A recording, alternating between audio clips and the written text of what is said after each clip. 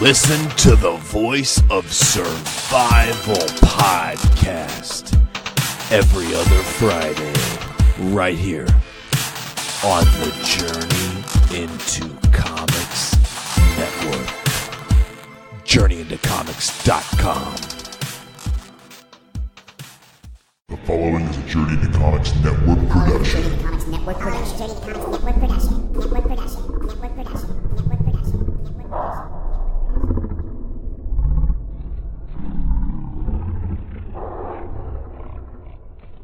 We're gonna fuck the sodomites in the...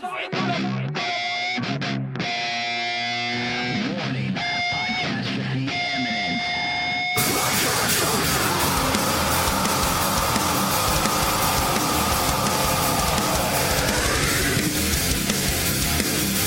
Join me, Dick, on a podcast about music, movies, television, all with a taste of metal. This is Podcastrophe. Hello, ladies and gentlemen, and welcome to Podcastrophe. I am your host, Dick Blaine Tyner, and joining me today, it's been a while since you've been here, Brandon. How have you been? I've been doing good, man. Yeah, I was on like the first two, and then I made that, that Sudden rousing appearance. that arousing appearance towards the end of that one episode. So yeah, it has been a little while since I've been on Podcastrophe. It's been great, man. Things have been going awesome. I'm getting over my illness as you're getting into yours. Yeah. I mean, this is what comes after Drunk Catastrophe. 2 weeks later, and this is the hangover episode. Well, it's awesome though because we're coming off of a feature week. Yeah, Feature week was very fruitful for us. It bumped our numbers. It more than doubled our followers. Yeah. It increased it by almost 100-fold. I haven't looked at it today. So I haven't looked at much of the statistics aside from what Nate sent in the group chat. Oh no, like it helped us out like immensely because as a network, we're not like some big time network. We're not. We are just like two dudes that said we want to make some more shows and let's reach out to some people to see if they want to do some shows. This is like the sheer definition of grassroots. Yeah, Like this is what this is, and it's like year by year, the concept keeps getting bigger. So the fact is that right before feature week is like on Sunday we hit 15,000 lifetime plays. That's coming from the foundation, the groundwork that the Journey into Comics show laid for the first 100 or 150 episodes. And then from there on, all the other shows that came on board, Podcastrophe, Brews with Dudes, Butt Stuff, Poor Rapport. Yeah. And then the original segues or the spin-offs, Foodies, Watching Movies, Journey to Wrestling, Game Addicts Podcast. Of course, that's not on this now, but now we also have literature. We have a gamut of shows. We have a show for every day of the week, and then we have a best of. Yeah. Like literally, we have so much, and we exceeded our normal average of play. I mean, granted, for the holidays when you're a podcast, a lot of people think, oh well, holidays for anything is going to drop, but sometimes you can get some good views due to travel and stuff like that. Mm-hmm. So it's like I've seen and monitored stuff where it's like we got almost nothing over the holiday, and then I've seen it where it's like, wow, dude. Some people will actually listen to us over the holiday. So Yeah. It can actually vary, but I will log in. Traveling definitely helps the podcasting because that's when I listen to them most. Yes, same. Although, like I've mentioned this a few times on the podcast before. Like, I now have a choice between podcast or music when I work out. So there's like an hour and a half every day that I'm possibly listening to podcasts. So. Yeah, so like, and it's such a struggle trying to choose. Okay, do I want to get pumped up with music, or do I just want to listen to AP talk about Donald Trump? Well, see, here's the thing: is that ever since I got into podcasting, more so now that I'm into podcasting, my music consumption has waned. I don't find new music as much. When I listen to music now, I've almost gotten into that mode, which I've always been told what happens to people. It's like in your formative years, your teenage or high school years, You find the music you dig, you find the music you like, and you sort of stay there. That isn't true for everybody, but it's kind of true for me. Yeah. It is very difficult for me to say, well, I want to hear what's new. Although, this is a caveat because this is like an asterisk. I did hear the new Judas Priest single. And how was There's that? I a haven't new heard song? that yet. Yeah, it was good. It sounds like Judas Priest. Sweet. They got the producer who did British Steel and Painkiller to come in. Ooh, yeah. And as well as a newer producer who's like, so you got an old-timey metal producer and a newer guy, and they're kind of like, mashing these ideas together to get an awesome sounding. Got a little tongue-tied there for a second. Little mix-mashed. That, Super yeah. collab. Yeah, and so like it sounds like old school fucking Judas Priest. Yeah. Awesome. Sweet. And the album, I'm trying to remember what it's called, and it's something very Judas Priest. I think the album is called Lightning Strike. Or no, Firepower is the album. The single is Lightning Strike. Okay. And the last album they had out was Redeemer of Souls. That was like 2014. And of course, see, the original guitar player, K.T. Downing, he's not there anymore. But they still sound, oh, I just got a lucky spin. Oh, boy. Oh, I hate that crap. But anyway, there's another dude here. You can go talk to him. Yes, there while I'm is. getting stats. And I was about to interject and be like, before we get too far into this, I would like to introduce my other guest returning, and I would also like to officially announce Tyler McLaughlin as my co-host to Podcastrophe. Hi, everybody.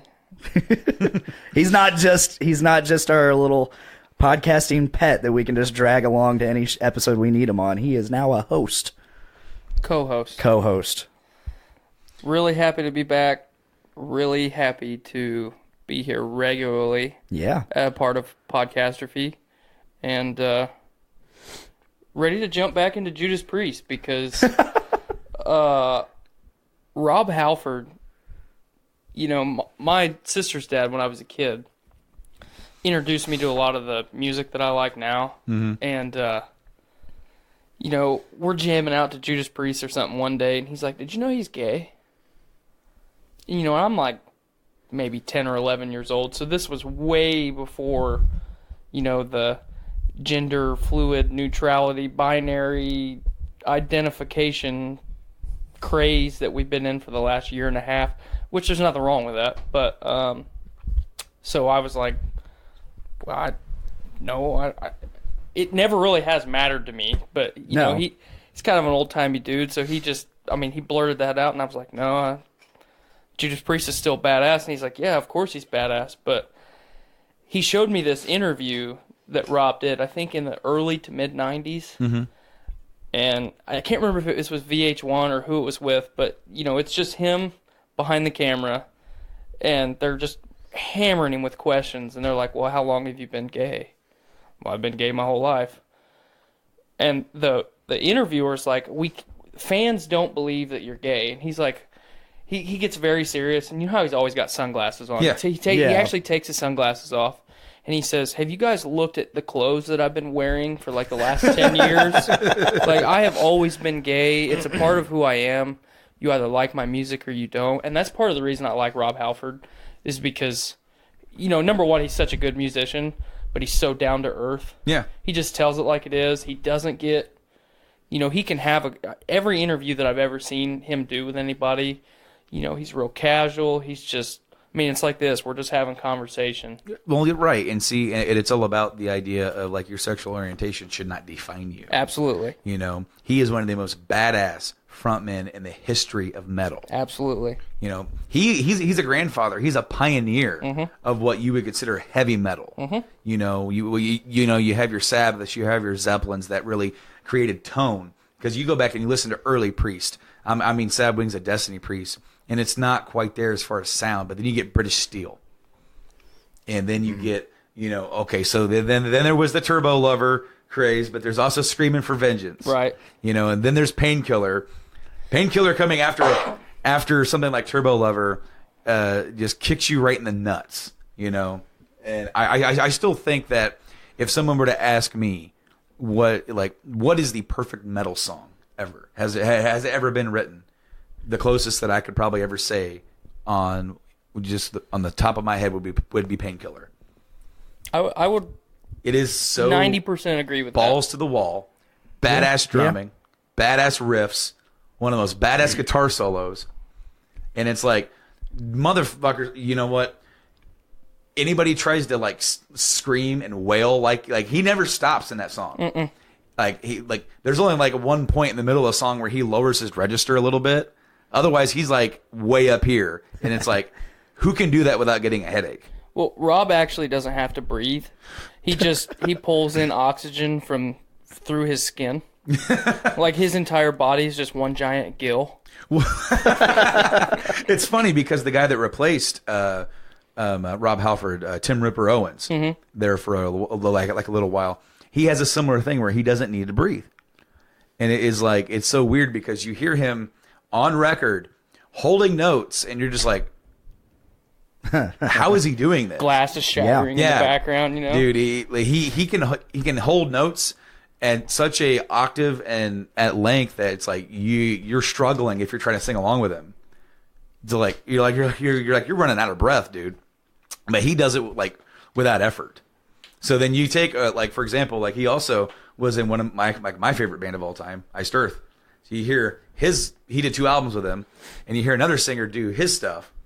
Well, so some of them struggle because they're not singing at the same like level as he is, as far as like, you know, for that the song requires.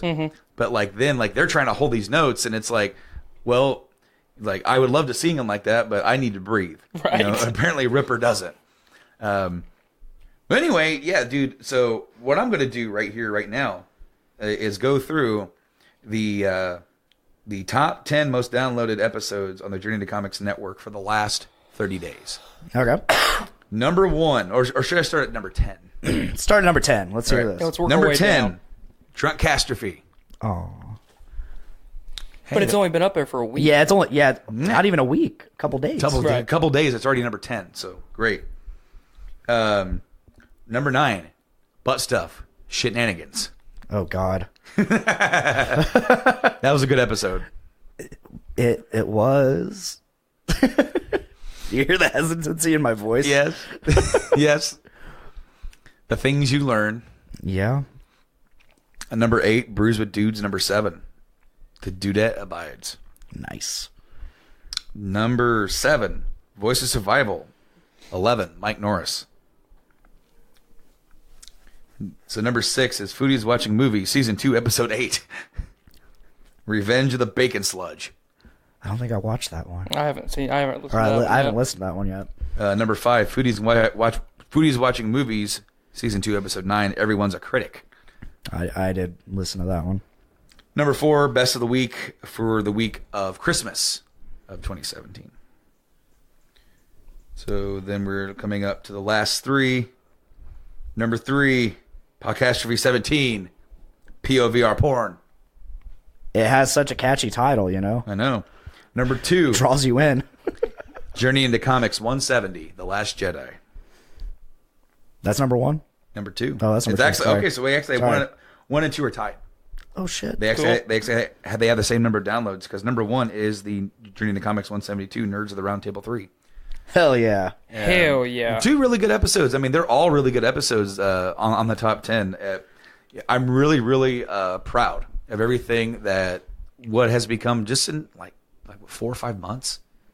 You know, when you get shows and you get them like lined up, and you know, you got to be that guy that's saying, all right, we got to get a schedule going on here. You almost got to play the administrative role, and then finally now here we are going into the new year, where I can take a seat back, not have to worry about what you're doing or what, you know, poor boy is doing, or what Joanna or what Kate and Joanna are doing. I can just let them go, and then enjoy the content, you know, and then know that like everybody now is hopefully more comfortable with what they're doing. Yeah. Because that's the hardest part, is finding your own voice. Yeah, I can attest to that. I remember my early days, my early attempts. Your infancy? I am the ancient one here. Yeah. And I remember trying to make those videos and just, I didn't know what to say. Like, I would stumble over myself and between every word. Now, are these the original old videos? Yes. Okay. Have you played any of those on the podcast? No, I haven't. We need to at some point. Are you about to get one rolling right now? Well, now is that going to feed into the actual recording of the show? It might not. Oh, okay. I'm sure this is my subscriptions, not my channel. But yeah, I remember stumbling over myself. It was bad. I would talk in circles. Forgive me, audience. My voice is quite horrid today. Oh my God, there's so much bullshit on my Well, you know, YouTube. like when I started too, when I first was on Journey into Comics, dude, I was nervous as heck. Yeah. You know, I didn't know exactly what to say, and I, talked in circles too. You end up like repeating yourself when you're trying to, and I still do that from time to time. And I've never been the most perfect talker. I do have my own speech impediments. I stumble over words. I get like this weird like dyslexia type thing going on. I get like a stutter going on if I get going too fast. Yeah, I do too. Well, like for me, my brain, like I'm formulating the sentences so fast in my brain because I'm so excited about what we're talking about, and then my mouth just like slows down and just stops working, and then it blurs together in one big blurb of a word. What I've learned to do though is just accept those, because well, yeah, it's real. Try to make it better, but just accept those faults, because they are part of what make you and part of your personality. And that is something that is very difficult to do for some people to, especially when you like say for example, like something like this video or when I would do YouTube videos, or when you're doing a solo show and you're listening to it and you are your own worst critic. Absolutely. You're listening to it and you go, I sound terrible. I'm stuttering over every word. I looked through some of those early pickup videos and I was taking out so many weird like stutters when I would catch myself saying like just a quick stutter of like one, like I would start saying like to start, I would do that. So I'm like edging it to where it's like, and unless you're looking at the screen right when I make the cut, you're not going to notice it. Right.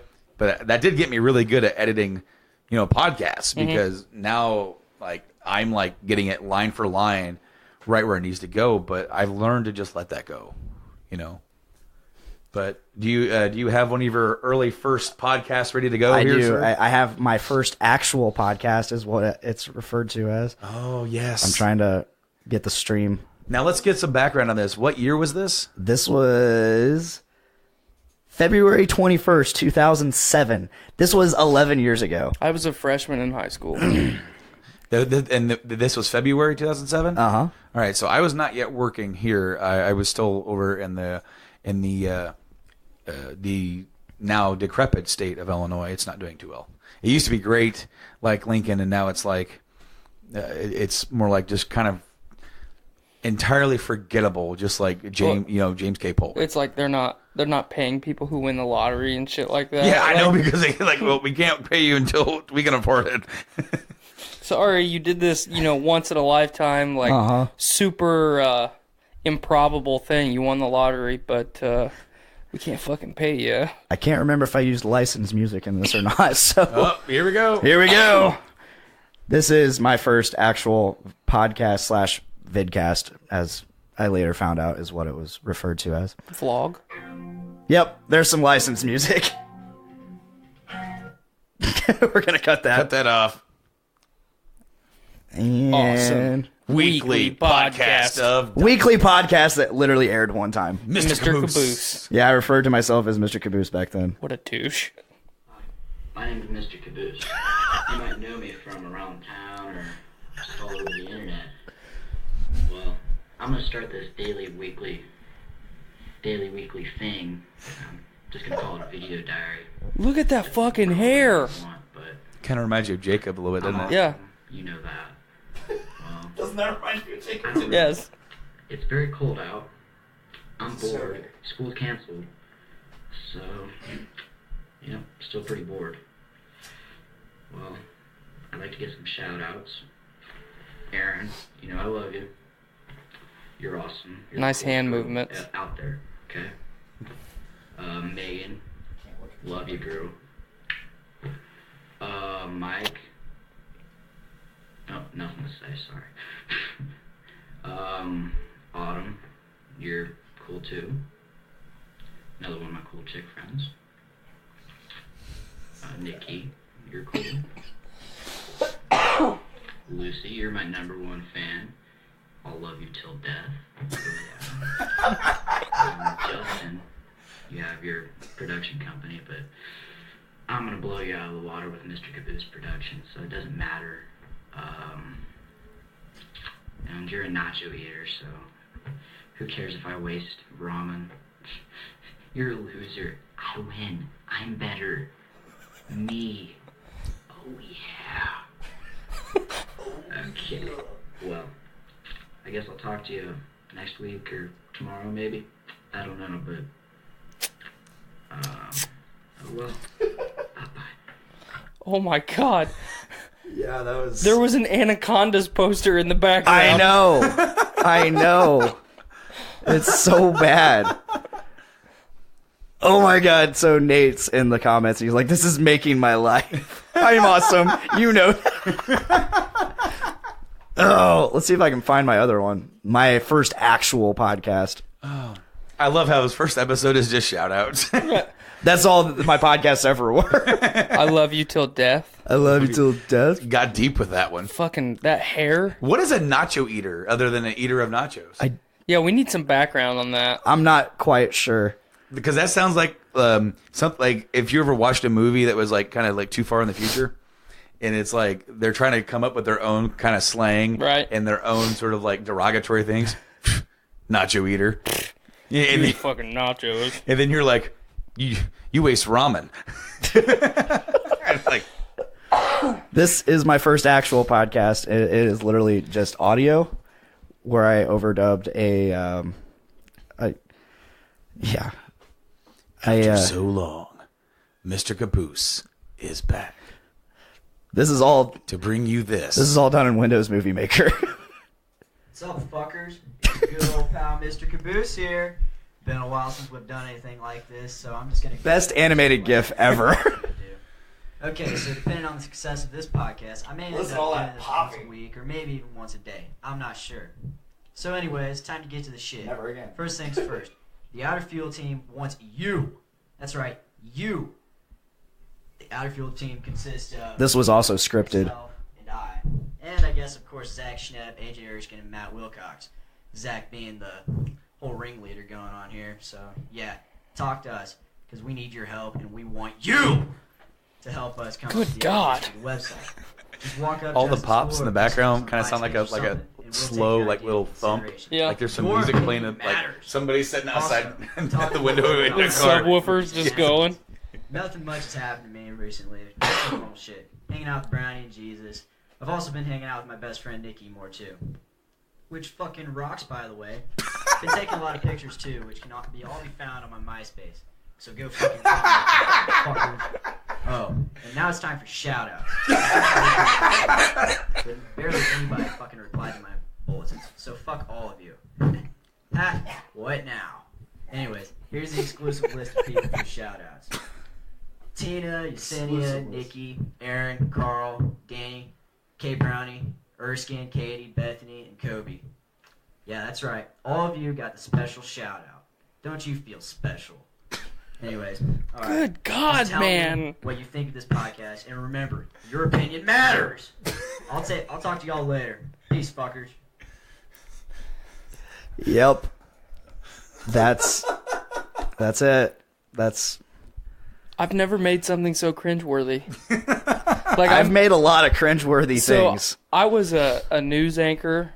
It's bad. And like a part of the whole news team at my high school's news team. I'm an idiot, but that goes back to that whole self-worth thing. Wish I had some. Oh my god.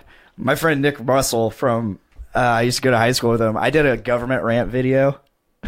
He's like, "Do the government one." I am not doing the government one. That is too long, and we have to make real content today. Anyway, we don't even know if this is getting like audio like picked up on like the on the actual show. I mean, obviously the live stream is getting this. But. Yeah. So back to what I was saying. I was a part of MAV TV at the Big McCutcheon High School, and for one of our class projects, we had had to make some like actual like full length feature film.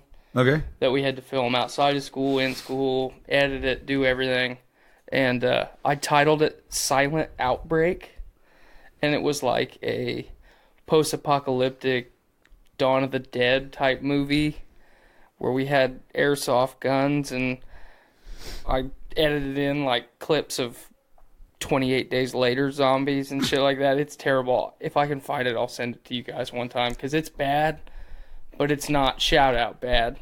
Oh. All right. So in high school, Nate, the Podfather, and myself, the Podmaster, we were in a band together called Draxus, and okay. We signed up for this thing called Icing the Body Electric. It's like this drug, anti-suicide kind of prevention type thing. Mm-hmm. And like you create artwork, whether it's a drawing, painting, poems, music, whatever. And since we were a band, we were going to get to go on their dime and record a song. Oh, that's cool. So we were like, yes, absolutely. Let's get our foot in the door. So I had this really dark concept for a song called Crucify Me. It's as emo of a name as you can make, but we never actually got it to a point where we liked how any of it sounded. It just sounded too hokey. So we ended up using a different song entirely called Rise of the Phoenix before Tenacious D. This is circa like 2000, early 2004 or late 2004 to early 2005. Tenacious D did it like what? 2012, 2013? Yeah, so a good 10 years almost, Looks like some royalties need to come your way. I'm just saying. I mean, I like their version. It's cool. Their rendition. Yeah, there you go. Cover. It sounds nothing like the one that we did, just in name. Anyway, so the song is about like rising from the ashes, from your former self or from your hardships, right? To be, to grow stronger. And so we were trying to. They said, "Hey, you guys can make a video too. You guys can come down to the Central Illinois showcase and play the song, but then we'll take the video when we go like around the country." We're like, absolutely. Yeah, that's really cool. So then we set up like our instruments in the living room of of Nate's dad's house, so we can get like the group shots of us playing, and then we each had a storyline. Mine, I was a pillhead. I had a prescription drug problem. Nate was an alcoholic. The drummer Mason had problems with his dad.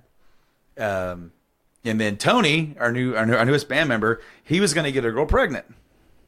So we like this video. I am both simultaneously proud of and embarrassed about at the same time, because the stuff that we filmed with Mason was awesome. Because we got his dad involved, and he thought it was really cool. So we filmed some good shots of like him getting a bad grade on a test, and then him taking off, and then we shot like him calling him up saying, "I'm sorry, I flew off the handle," and him saying, "I'm sorry too," and then like me, shaking at the pill bottles, awful, and then we like set up the camera to make it like fall at exactly the right time with the pills falling out, and then Nate got an empty beer bottle and put like other liquid in it, and he's stumbling along, and he just falls. Nice. and then we never got around to filming Tony's scenes. So his just says. But he's in the group shots of us playing, I think. But I'm pretty sure he is, because I'm pretty sure he was in the band at that point. But we just put up these missing scene. Tony gets girl pregnant. That was. Did the end of it say Finn? No. The end was an homage to Nate because he died of alcohol. He was so drunk he passed out. And it was one of his senior pictures. And it was R.I.P. R.I.P. Nice. God damn it. Oh man.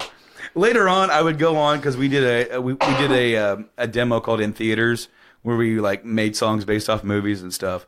And when we got the band back together after the break there, we re-recorded some of those songs. And like, so we did a song about like Marv from Sin City, The Punisher, The Crow, and that's cool. Metal Gear Solid 4 or Snake. So I actually took scenes from those movies and from MGS4 and made like music videos out of those. And I'm actually still proud of those to this day. I think I edited those pretty cool, but I guess scene missing. I love how it's just titled "Tony Gets Girl Pregnant." It's not actually descriptive of like, so what are we supposed to be seeing here? Are we seeing the aftermath, the test, or are we supposed to be seeing the actual like conception here? Because we never elaborated. Look at how far we've come. Oh man, because all of us. We had Tony lined up to do it, and he's like, "Yeah, man, we'll do it." We had the girl lined up, and we just never got around to doing it. I can't remember, like the schedule just never lined up, and we got to crunch time where we had to get the video done. Here's something cringeworthy. That's also on the same thing. We did a DXS Cribs. Yeah, you told me about that. I don't know where this video is. I don't know if Nate has it. I think Jason might still have this because a former band member, Jason, he was in the band at this point in time, a former like founder of the band. And we filmed this thing where we were going to give a tour of Nate's dad's house. Because that's where we practiced. Right. So it started off in the basement. It's where we jammed, right? And like Nate was talking to this girl, and he like, it was like a long distance type thing. And he had like one of her letters like thumbtacked up on the wall. That's what I'm shooting for right there. So then we're walking outside, or now it's like, because the camera like we had a guy filming for us, and like Nate and Jason are walking outside, and it's snowy in December or whatever, and Jason walks over to the pool and just puts his face into this big pile of snow, and the camera barely catches it. And it just keeps walking by him. And then Nate's going out, sitting in his dad's Fiero. It's like, yeah, you know, this is my dad's Fiero. You know, some people have a manual, but this is a stick shift. You know, some people, yeah, he pretty much he said like the same thing, right? And then we went upstairs to Nate's room, and he was saying like, this is where the magic happens. He starts like humping his bed. Nice. And then I'm like, hey man, have you seen Jason? He goes, I don't know, man. Maybe he's in the bathroom. So I open up the bathroom, and we have Jason in there sitting on the shitter with his guitar. I'm like, what you doing, man? I'm playing my guitar. All right, well, we're going to go downstairs. I'll join you in a sec. Good God. Sounds like there's some heritage afoot.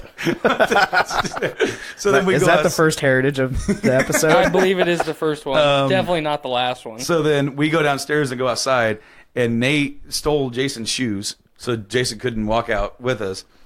And then Nate like tried to run and like hump Jason's car, but it was icy, so he slipped and just fell down. Good God. I wish I had access to this tape because I would air it. I would like to see it. It is so awful. It is completely and utterly awful.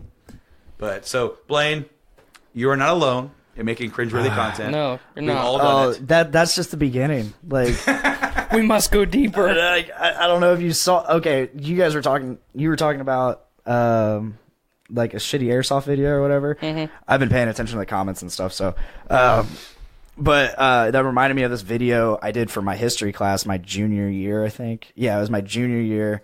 I waited until like literally the last second to do it, like right, the weekend like we before. did for everything. It was due that Monday, and yeah, I waited till like that weekend to do it. I don't have the video.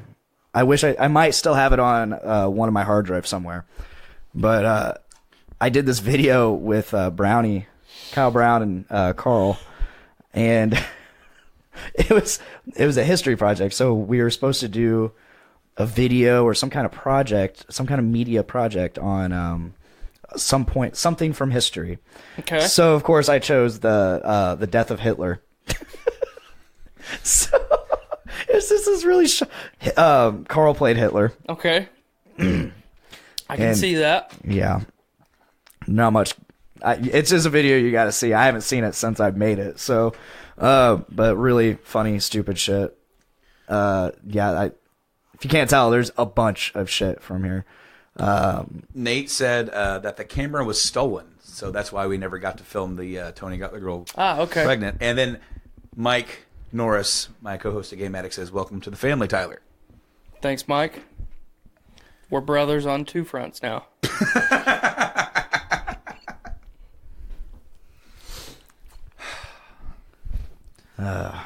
But yes. So I asked you guys to listen to a song. Did you guys listen to it? Oh, I don't remember you asking me to listen to a yes, song. yes, he did. Oh, the Breaking Benjamin song. Yeah. No, I didn't listen to it. I didn't listen to it either. I listened to it once today. So I Then how is it? I slacked on my homework a bit. I thought too. about it on my way over here. Like, man, I should listen to this new Breaking Benjamin song. It's not bad. It had some cool dynamics. It went from like really soft to like really heavy, a lot of screaming backup vocals and stuff. It's a cool song.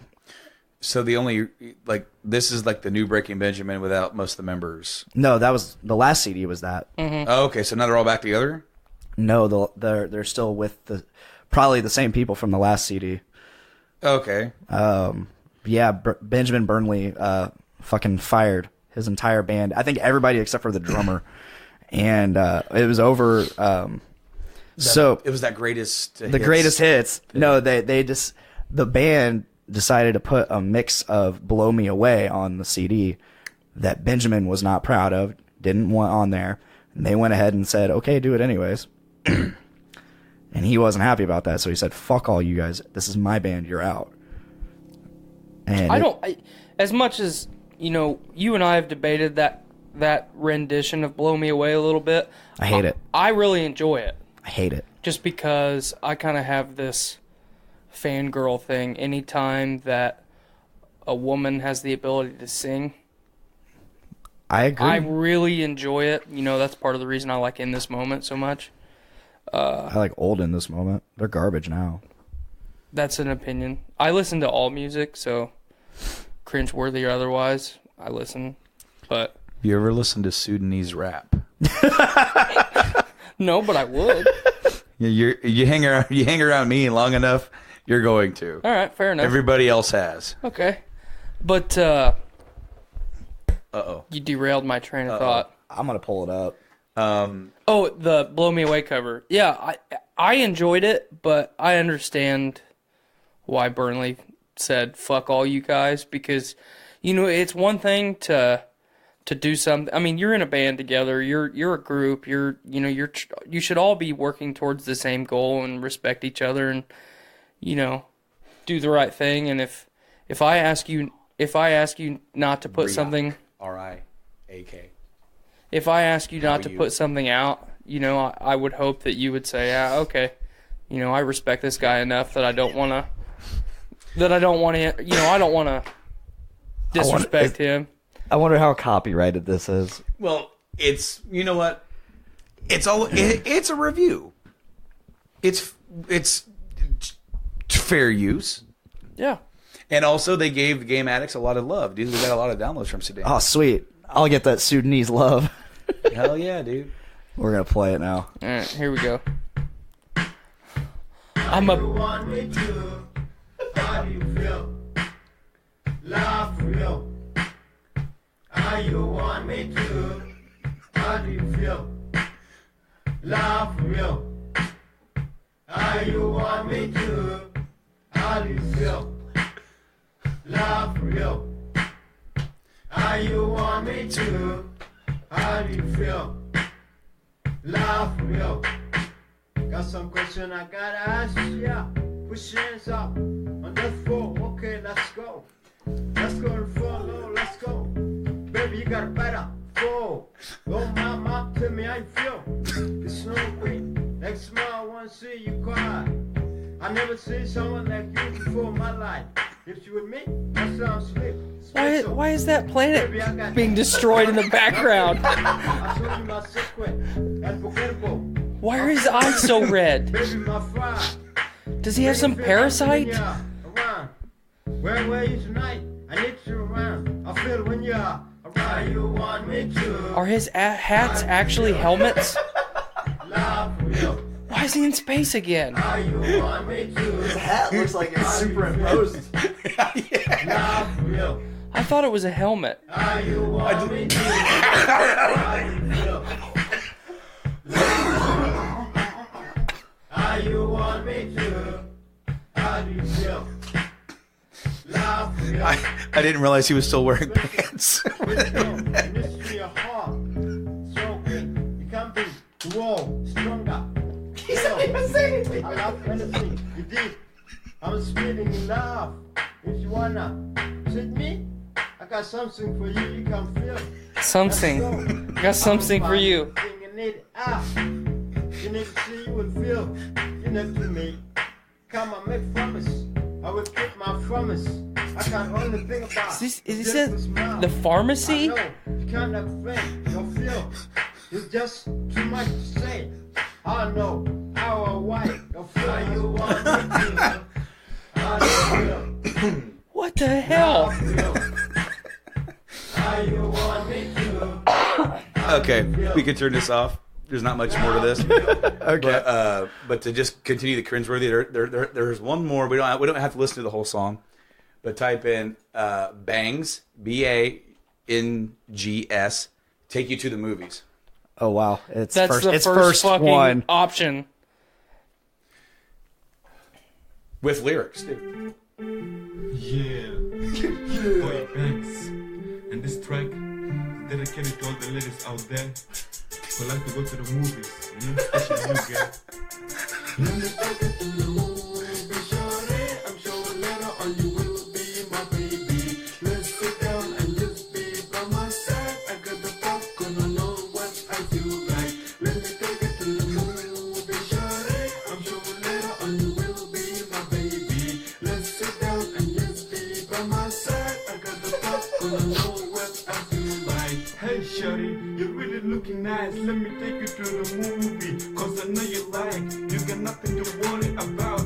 Hold the popcorn and the drink. Let me pay the money so we can get in. Now hold my hand and take a step to the door. Begin with the boss. Let's sit on those two chairs around watching a movie, so we can see what's going on. If you don't like to watch, you can lean on my chest. Take a rest, be your best, baby girl.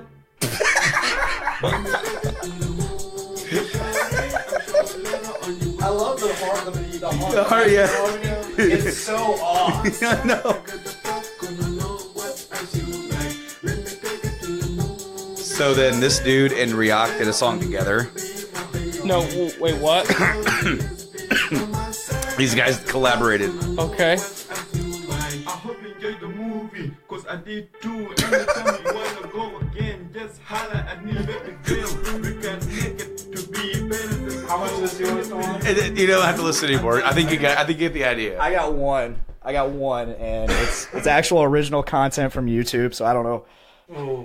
I'll at least give the guy a shout out.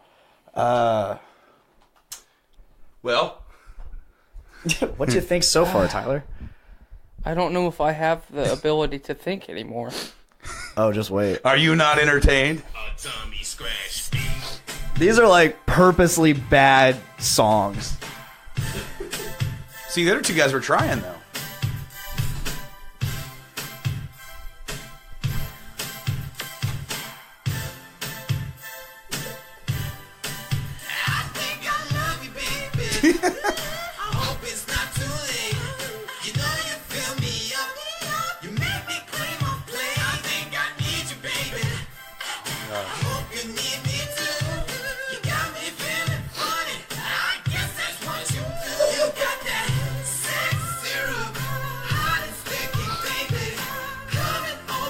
Mother of God.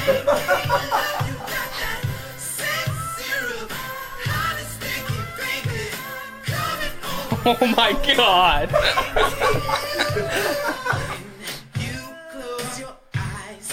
Oh, let me sing it. This is some good shit. Same people.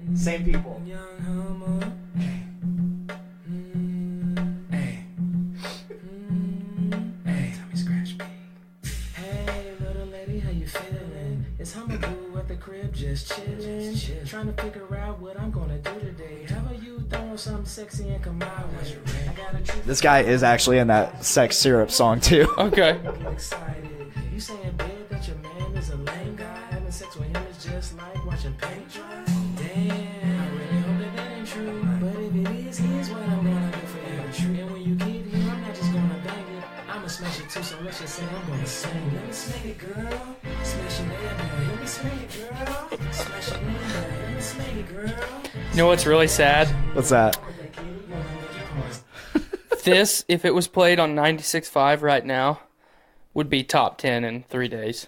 Oh yeah. Okay, so there's a dude that reached out to Journey to Comics a couple years ago, and he wanted us.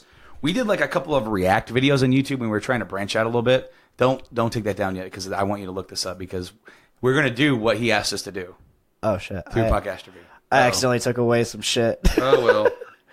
As I'm trying to like remember, because he's a rapper, and he wanted us to review like one of his videos. Okay. And we were like,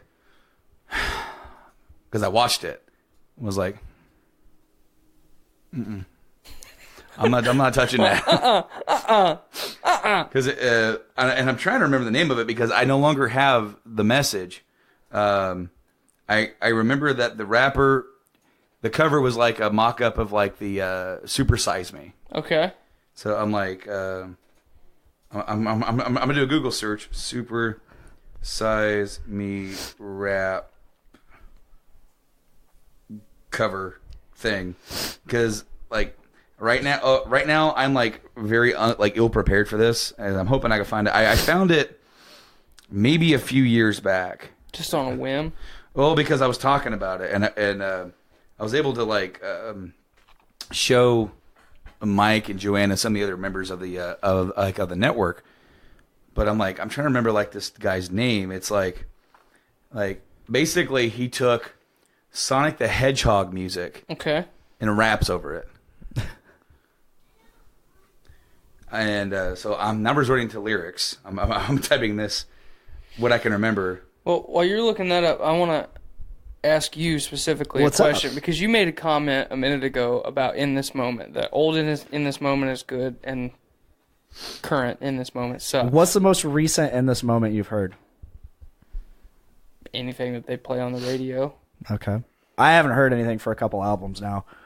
I gave up on them. Like the music I heard was complete garbage. Well, it's not it has a lot to do with like they replaced some members, and some of them, and they got a lot of mainstream success, and with that success they changed their music, and they made it like it's all about her now, and it's I don't know what's wrong with that. I don't know. It just seems to have lost a soul that it had. Roots is their big song on the radio right now. Okay, I don't know that one. Last song I heard on the radio from them was probably Blood. Okay. And I liked a couple songs off that CD. Mm-hmm.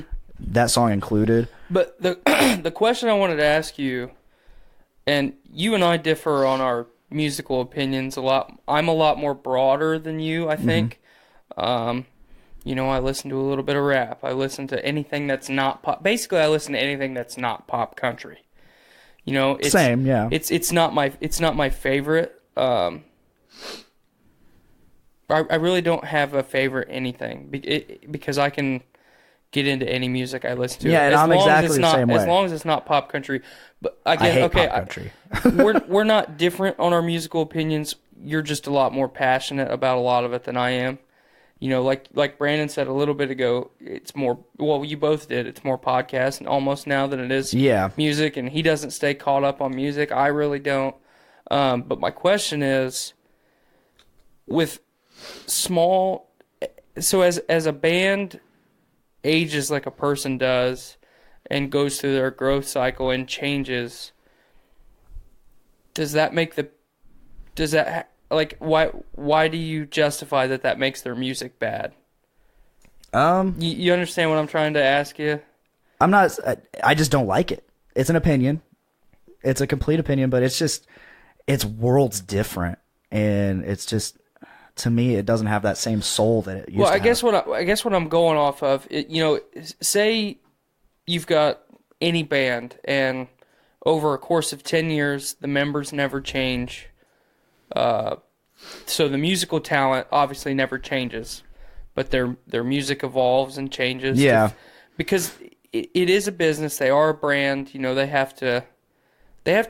You're right. They have to You're cater right. a little bit to what people want to listen to, and change with the times. But the reason I enjoy that cover, obviously the musical, the "Blow Me Away" cover. Obviously the musical talent is there.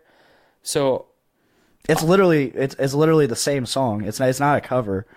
All they did was just add her voice in, right. Well, and remix it a little bit. Yeah, but I don't know. I guess when I listen to shit like that, I just look at what the talent level is more than anything. You know, I'm not saying in this moment's not talented. I'm not saying anybody. Oh, I know. Not talented. But yeah, no. My issue with that version of "Blow Me Away," it lies in the production, the mixing, and you might not have an ear for it, but I kind of do. Yeah, you and I talked about that last week. You know, I'm more video cinematography, and you're definitely a lot more audio inclined than I am. So I listened to that song, and I can see why Benjamin Burnley did not want that to be released. Right. And you know, like there are moments where the chick singing in that song just completely overpowers him. You can't hear it. It's not a good mix. Mm-hmm. It's just not a good mix, and not that she doesn't have a good voice. I just prefer the original version. As far as In This Moment goes, like I haven't liked a majority of the music since their third CD, which came out in 2010. Right. So yeah, that's a long time ago. That's 8 years ago. I mean, given I haven't really listened to much, she did a song with Papa Roach, and I loved that song. Yeah, I liked it. I absolutely loved that song. I finally found it. Hey. Okay. I was afraid I was not going to. The rapper's named Sick Ill. Okay. Okay. And the song is called Spring Yard Zone. Okay. Spring Yard Zone. Are we popping that up here? I was hoping we would. Okay. It is actually relatable to our podcast network. He wanted us to review it, and I'll be darned if we're going to do it, damn it. We're getting it in here. A lot of the people in the network have heard this. A lot of our listeners have not. So I do appreciate you amusing me for this here. Dick, Dr. Dongo, Blaine, Tyner, DDS, OBGYN, attorney at law. Stuffins. What is it? Sick Ill. Sick Ill. SICK. ILL. All one word? No. Of course not. Okay, and Spring Yard Zone. Yes, it is the name of the Sonic 1 level. Here we go.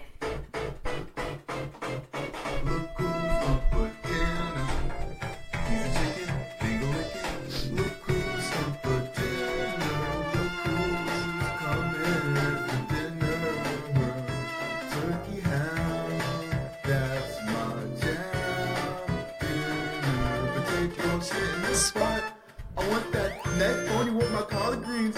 Now flatter and black and lens to hold the beans. You see my tree in my lap, great, no clean to play. So you make like my manners only the first day. Take it time to contemplate, calculate your mind state. Got green tea here for the entree. Smirk on your face, trust me it's not late. With that Cosby Molly, won't touch your mid condition, dolly. Now look who's up for dinner. He's a chicken. This is obviously a lot more well done than the first two that we watched. Yes, of course.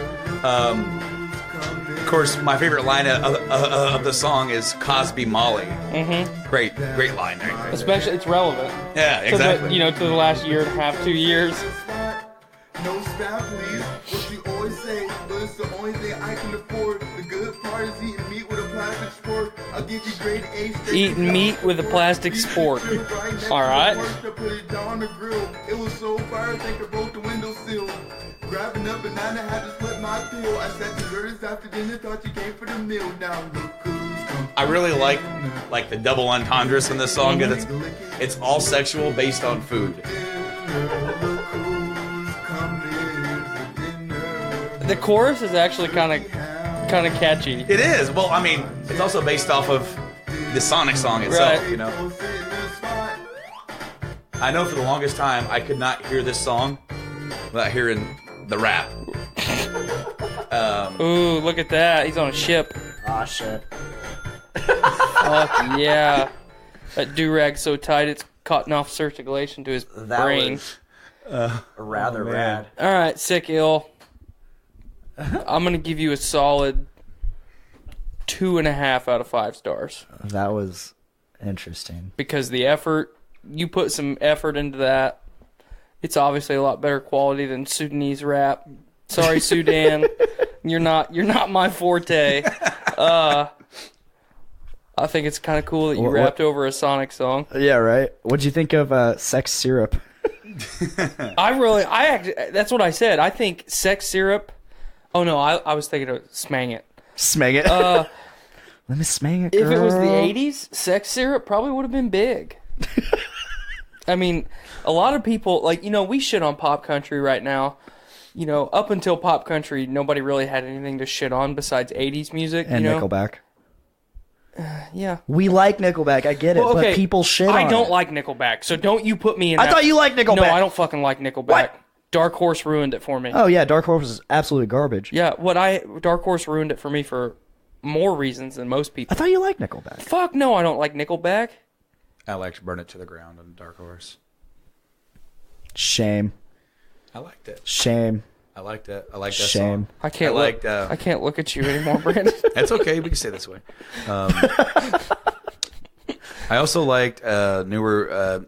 I haven't heard any of their heaviest album ever. Oh my god, Feed the Machine wasn't a bad song. That's the first single off there. That was the title track and first single. Right? Yeah. Good song. The album before that, I think. I mean, hell, I don't know at this point. I'm so far removed. Yeah, same. The one. Here I am. I'm describing the song, and it could mean any one of 6. It's like the one about drinking. The one like Rockstar. No, it's not. And Rockstar. you just said something. You're looking for one song, and it could be any of 6 songs. That I like Nickelback, but that is why they are garbage. It is Bottoms Up. I just remembered it. I heard it on the radio one day, and I'll tell you right now. As far as a summertime with the windows down, you know, you're on the interstate or on a back road driving fast. That's not a bad song to jam out to. It is a jam, dude. It's like a chunky little slow thing, and you know, it is about like a typical, you know, well, it's a party song, right? But it's got a hook. It has a guitar solo, not anything out of this world, right? But a guitar, like they're trying. Mm-hmm. It was almost like when Disturbed started putting like finally putting like guitar solos in. Stricken, yeah, Stricken, and pretty much like any other song on 10,000 Fists, which you know, Disturbed, like there are a couple songs on that out like Stricken, and then Alive, and maybe a few others that kind of have the same prototype, of like of song structure. They're not the same song, but it's like, you know, at some point, all the music dies out except for the drums and the vocals, and he sings 1 or 2 lines from the chorus, and then everybody else joins back in near the end of the song.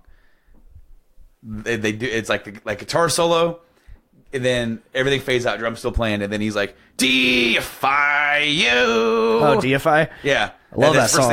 I love the song too, but then it's like.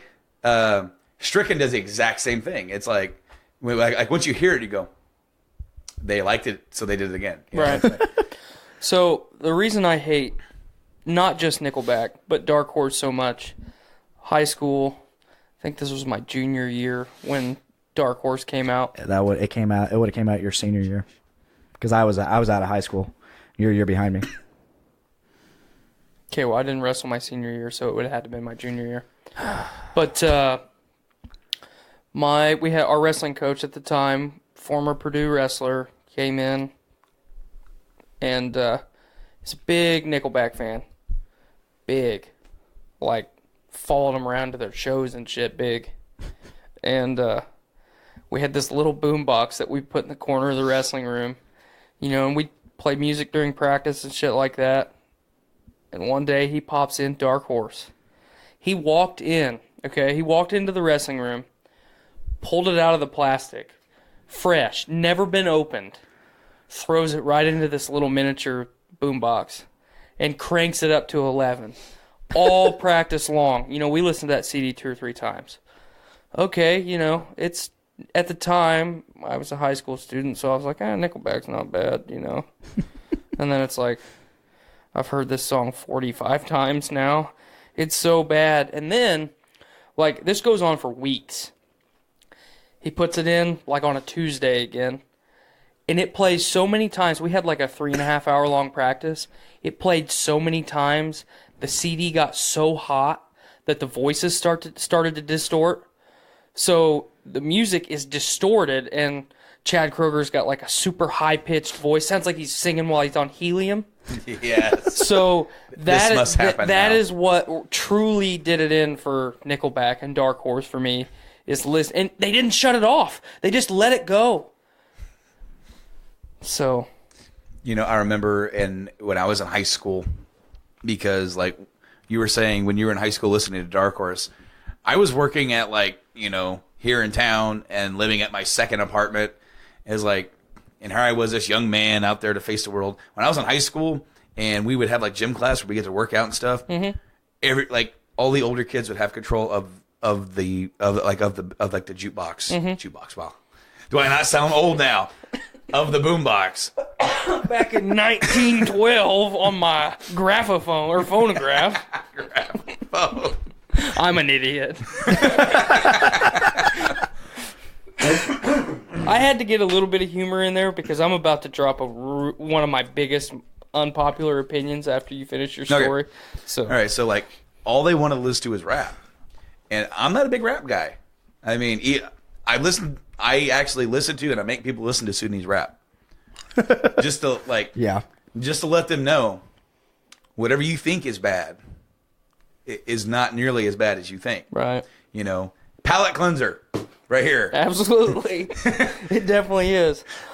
Well, rap is in such a weird place right now. Well, now it is, but it's like, even like back then though, it's like I just was not into it, and yet like I finally got control of I almost said jukebox again, of the boombox.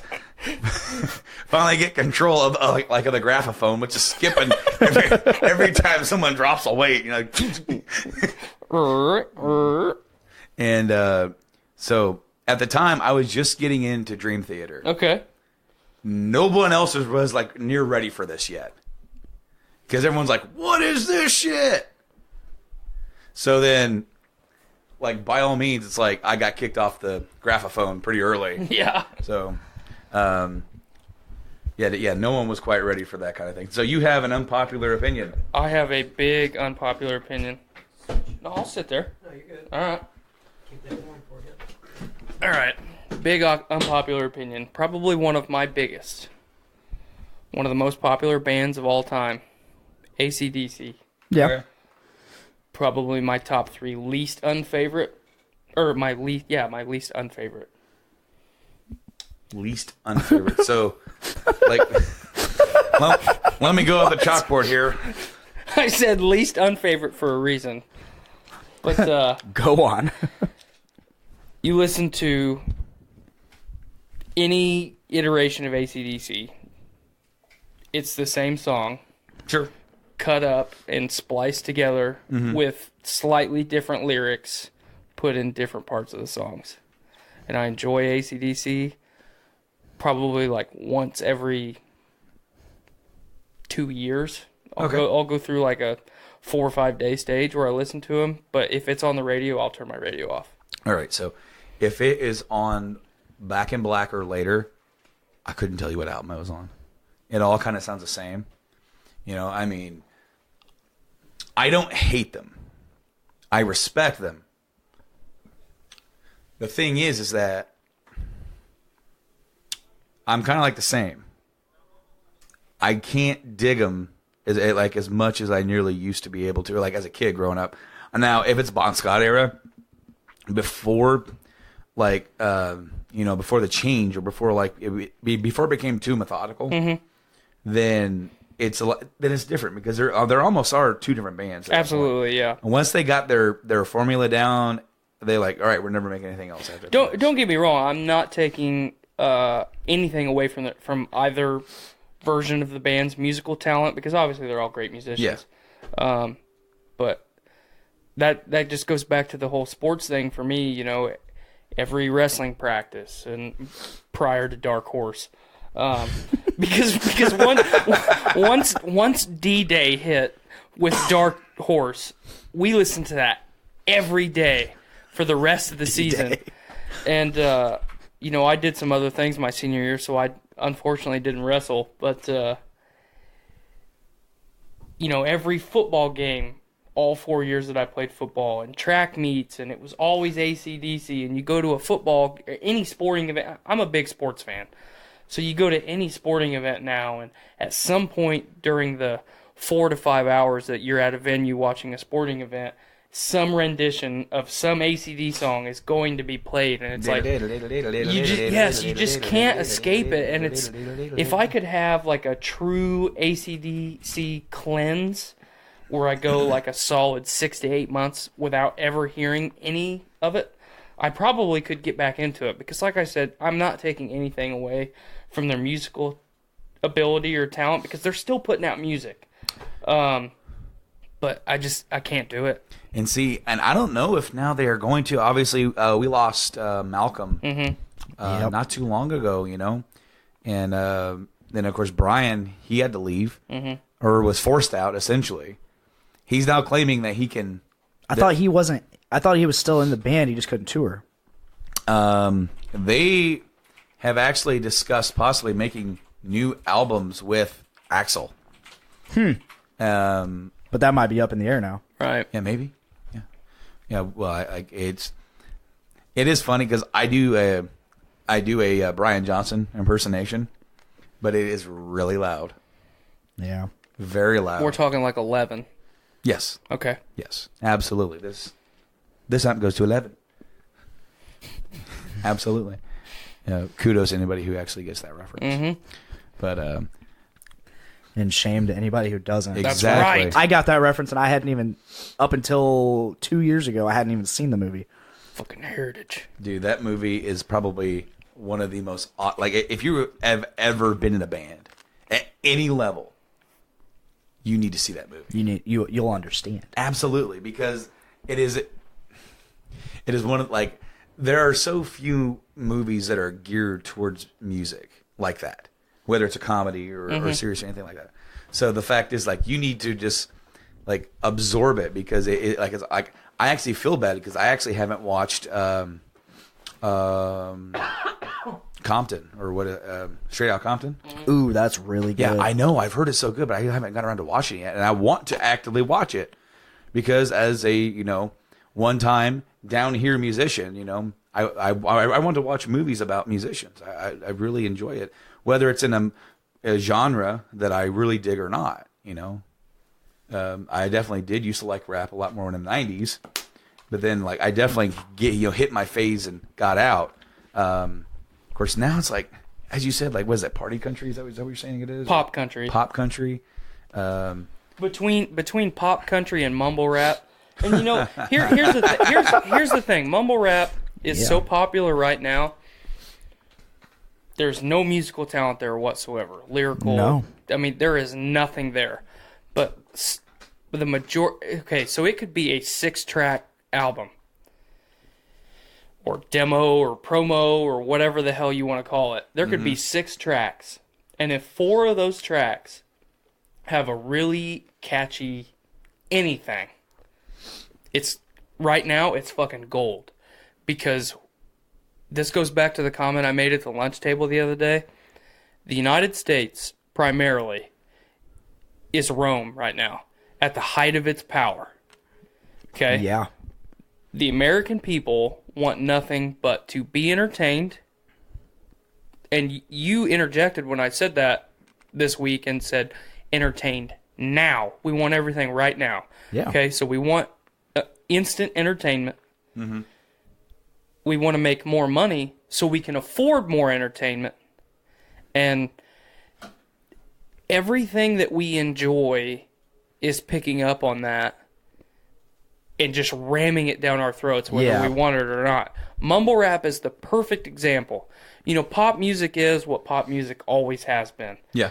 70s, 80s. Now, I mean, it's pop music. You either like it or you don't. You turn it on the radio.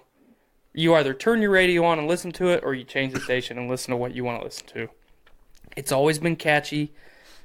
You either like it or you don't. Overproduced, right. Mumble rap, it's getting jammed down everything. And people are so out of tune with what the hell's going on. They're accepting it and full on embracing it, which is blowing it up even more. I mean, you've seen the rapper from the United Kingdom that's like, boom, snap, boom. Oh yeah, that video. Bop. Actually, that was a meme for a minute last year, and I just happened to see it the other day. Like BuzzFeed and a lot of the Facebook media companies that are putting content out multiple times a day, every day. Yeah. They're reaching out to him, having him be involved in shit. Like I saw him do the T-shirt challenge, where he tries to put on like 40 T-shirts and then take them off, you know. And they're We're so stupid as they're a like society. throwing T-shirts. They're like throwing We have T-shirts fallen at. so far. They're like throwing T-shirts at him, and he's like, "I don't wear that. Big Shaq don't wear that." And it's like we are creating this. We're asking for it to happen. You know, not us personally, but we as a people are allowing this to continue. And it's so fucking bad, so bad. One of my favorite mumble rap songs. Not that I actively listen, but when I see it pop up on YouTube, I'm like, all right, let's see how many millions of dollars they pumped into this music video. Because the whole production is almost like a film. Mm-hmm. You know, directed by, you know, such and such. But I don't even know if this is the name of the song, but all they say throughout the song is, where your ass is at. Have you heard the song? Yep. One of my favorites is Broccoli. So, what? Broccoli, you know, another name for pot, but that's a new one on me. Yeah, that's a new one to me too. It has a lot. I mean, like you said, they obviously put a shit ton of money into the production budget for this music video. You know, there's big booty women twerking the whole movie or the whole movie, the whole music video. Oscar worthy. Good God, man. But back to my, you know, we're Rome at the height of its power. Eventually, thankfully, this is all going to come crashing down to an end, and we'll get good music again. We'll all be sitting around the fire with an acoustic, but damn it, it's going to be... Yeah, I mean, it's better than mumble rap. I mean, goddamn. Dude sits down with with a guitar. We're all waiting. He starts strumming, and then he starts playing the guitar and mumble rapping. Oh God! He's like, "There's just mass suicide." You pull out your fucking katana, seppuku. Oh man! So like, I guess the topic of this week's episode is just cringeworthy stuff. Just cringing. Honest, yeah. Well, we have talked about music a lot. A little bit. I mean, yeah, of course, but. Oh yeah, I just remembered something I wanted to talk about, and visualize right here, live feed, right here, a dead horse, and I'm gonna beat the hell out of it. Okay. Because I'm going to talk some more Star Wars Last Jedi. Oh, I thought we were going to talk about sodomites. Oh, God. The sodomites! Did you guys check out that clip I made? Yes. Thank you. I played it for Caitlin because she didn't watch the live stream with me. Touch on that real quick. When I was skimming through it, and to the end, when I'm editing my podcast, I always try to line up the outro so that it kind of goes in at it sounds good, like going into it, you know? Right. So I listened to Nick yell, "Fuck the sodomites right in the butt," and then I cut off. I listened to him say that so many times, and I just didn't remember most of the rest of the podcast because I was drunk. Right. And so I just thought he randomly said that. Oh no! Oh no! No. So when it came out last Thursday, now last Thursday when this comes out. I listened to it, and there was so much in there that I didn't remember, and then it got to the whole flaming balls. It was a whole 5 minutes. I know, and I was like, oh my god, I have to clip this out, and I have to put this segment out there. So I did. I'm really glad you did, and I'm very glad that it made the intro. Yeah, I might change it up a bit. I want to have like quotes from throughout the episode play at the beginning, but we'll see. I will say I think that is a winner for a while. Yeah, it is definitely a memorable moment. So let's talk some Star Wars. Yeah, back to beating the dead horse. What have you got to say? Okay, so going into The Last Jedi theories, I swore. I was like, Empire Strikes Back. Luke loses his hand. Attack of the Clones. Anakin loses his hand. I said, God damn it, Rey is losing her fucking hand. She didn't lose. Nobody lost a hand. No. or a head. Lost. Somebody got mauled. Somebody got Darth Mauled. That's true. Spoiler alert. Yeah, it's after the new year. I'm not taking heed. I'm not telling people anymore. If someone mentions the word Star Wars on Last Jedi, just assume we're going to spoil the whole fucking thing. Yeah. So I've been spoiler alert, nobody gets a hand chopped off. Yeah. So if that is what hinges on you like really liking this movie, you're going to be sorely disappointed. Yeah. So I oh shit. Nate comes in and corrects me. Nate Phillips says Snoke did. Snoke's hand was removed from body. He's right.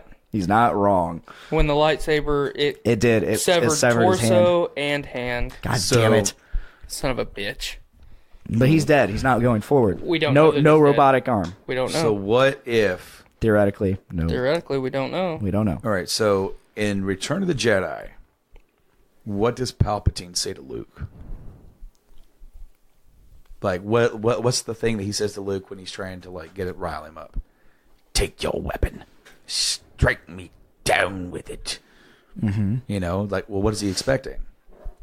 I mean, the Emperor obviously could probably kill Luke, but if Luke suddenly attacks him, is he going to kill him? It's quite possible. He almost died in Revenge of the Sith from Mace Windu. When Mace Windu had him, right? Oh yeah. Well, he was like, "Well, Vader's going to defend me, obviously.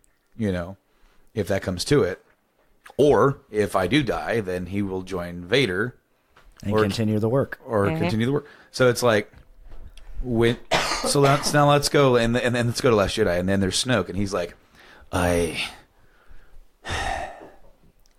I sense him. He's turning his lightsaber. He's going to strike down his true enemy. So was he was Kylo turning his lightsaber at all other than the one that he was turning? I think he was. Because it's like second watch, I think he was. Because I've seen it twice and I was paying attention and he didn't move his hand. He was moving this hand. But he had like his lightsaber was in his hand now. And now sort of facing Rey, but Snoke had moved Rey into position. Did Snoke not 100% know exactly what he was going to do? Because what was accomplished here? What was done by him doing what he did to Snoke? He fully turned to the dark side. And Luke Skywalker is dead. Indeed. What Snoke wanted to happen, happened. So, there is such a thing in the mythos, it hasn't really been touched upon in the movies, as Sith ghosts. Right? Yeah. Could he possibly exist in the Force afterwards, just like some of the, Jedis of legend have? So it's... that's something that a lot of people are like, well, we don't know a thing about him. We didn't know a damn thing about Palpatine. No. In Return of the Jedi, we just knew he was the Emperor and he was a badass dude. Okay. Yes. We didn't know anything about him until we got prequels, movies, cartoon, books, other works filled out the role of Palpatine. And we didn't know shit about Palpatine until they came out with the Darth Plagueis book. That really filled it out. That filled it the fuck in. To know that, Palpatine got his master drunk to the point where he could not possibly defend himself. And then killed him. Because Darth Plagueis was more concerned with keeping himself alive, not taking over. Mm-hmm. And Palpatine was never, albeit really his apprentice. He was, but in his mind, he was just the learner. In his mind, he was always going to take over and take over his spot. He was like that was a temporary position for him always, because Palpatine's rule of two is a lot different from anybody else's. Right. So was Plagueis's. Plagueis's rule of two, it wasn't master and apprentice; it was partner, because Plagueis believed him and Sidious were the final in line. Now, see, Sidious, he felt like he is the master. He needs muscle. Yeah. Like, he is the one, he is going to rule, and his apprentice is going to be the person who's just going to be a willing subordinate. And it's like, he's always going to have the person who's just going to bow to him. And if anybody tries to stand up to him, he's just going to be gone. Mm-hmm. He was too selfish for that. He wasn't a true Sith in that mind. Because the legends of the Sith were like, you strike me down, then you take my spot, and then the Sith go on through, through our students. Mm-hmm. But for him, he was the end all. He's like, I'm it. And that's what Plagueis thought. Plagueis thought him and Palpatine were the end all. The way he set it up, he set Sidious to be. He put him in his place of power, so that because he was his benefactor. Right? Yeah, so Plagueis could rule from behind, from behind the scenes, and he was at the forefront. Sidious was the face. Yes. And then in Phantom Menace, right near the end, in the background, that's because Sidious was already, he had his apprentice. In Maul, so which I'm gonna tell you, you read Darth Plagueis, right? No. Oh. But I know the story. Right. But guess what? The reason he got Plagueis drunk was because he was celebrating getting Chancellor. Mm-hmm. Yeah, that was that. So the entire time you're watching The Phantom Menace, Darth Plagueis is alive. Yep. He is not there, but he's there. Yeah. Darth Maul, he wasn't an apprentice. He was a tool. Well, he was a weapon. He was a weapon. Yes, he was the first thought of apprentice for Sidious for when he was now the master, and obviously he was he failed. Yeah. But then you're looking at Tyrannus, Count Dooku, and he was always not a final apprentice either. He was just there until Anakin came. Well, I would imagine that Dooku was a kind of an experiment for Palpatine, because he took a Jedi Master and turned him to the dark side. The way that I see that a lot is where Dooku is not really in the right mind of the Sith either. Right. I don't think he ever really thought that one day I will usurp Palpatine. I think in his mind he's like, I'll take his spot one day. We are going to do this, and then we'll rule, and then we'll change things. And then one day I'll get to rule. He didn't have that drive. He wanted to change things, but he didn't have the drive to say that. The ambition wasn't there. That I'm going to be the guy that's going to be at the forefront to change, and I'm going to rule everything. He just kind of assumed that he would get the role eventually. Yeah. Meanwhile, Palpatine was like, "You're never meant to be that guy. Do it. You are the placeholder. Yeah. Until my true apprentice gets here." But of course, he never let Dooku know that. But what's interesting is that there's also an instance where Yoda is going to go have a meeting with Dooku. I don't know if you know the story, but is this Clone Wars TV show? Or I don't think this was in the TV show. Okay. Essentially, Dooku's master was Yoda, and if there was one person that probably could turn him back and talk him out of all this, on a personal level, probably would be Yoda. The problem is that Yoda doesn't really have that personal level with people because he's so sucked into the Jedi Order of ways. It's like Path A here, Right. you know, and it's like when they say like, you know, he's the student and I'm Yoda, and then he does the same thing with Anakin. When Anakin goes to him and says, "I had a bad dream about someone important to me dying," what does he do? He doesn't like put his hand on his shoulder and like, well, tell me about it. You know, how can we try to like? He doesn't care about him as the person. He tells him doctrine. You know, and meanwhile, what does Palpatine do? He listens to him. Well, especially cares because about him. especially because Anakin never had the father figure. So Palpatine jumped right in there. And all he has to do is care. And that's the thing about Palpatine is that you could say, well, was he fake caring? I don't think he was. There is a mask to him with Palpatine, but like Palpatine and Sidious, but I think he tells the truth. Palpatine tells the truth. And that is what gets, you know, Anakin ultimately. But the whole thing with Yoda, right? So Yoda and Dooku are supposed to meet, and Dooku agrees. Well, what do the Jedi Council?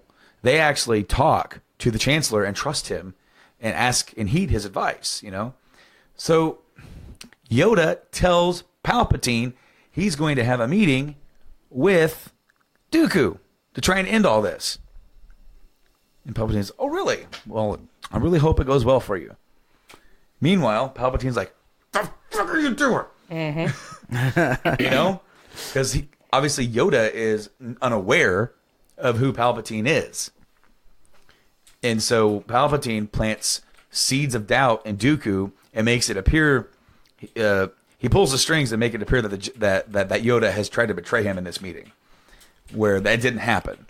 But that could have been like, that was like it coming to a head where maybe in that one moment, you could have had like a plan really fail for Palpatine, where it's like he has no person driving his plan now. It's like his quest to rid the galaxy of the Jedi wasn't just to kill them off. It was to kill them off in the eyes of the people. Right. Make them lose trust in them.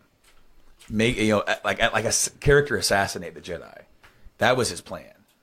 And eventually that's what happened. Because like all you gotta do is go to New Hope and see Obi-Wan trying to talk to Luke and teach him about the Force. And what is Han's opinion of it? It's a hokey religion. Hokey religion, you know, downplays it entirely. You know, it's like, and how many people, you know, now 20 years later, you know, the fallacy of the Jedi that and then they fell, they betrayed the Republic. You know, they're just scoffed at. It's interesting. I could talk Star Wars theory. Oh yeah, we could all. Anyway, so what was beating the dead horse with the Star Wars?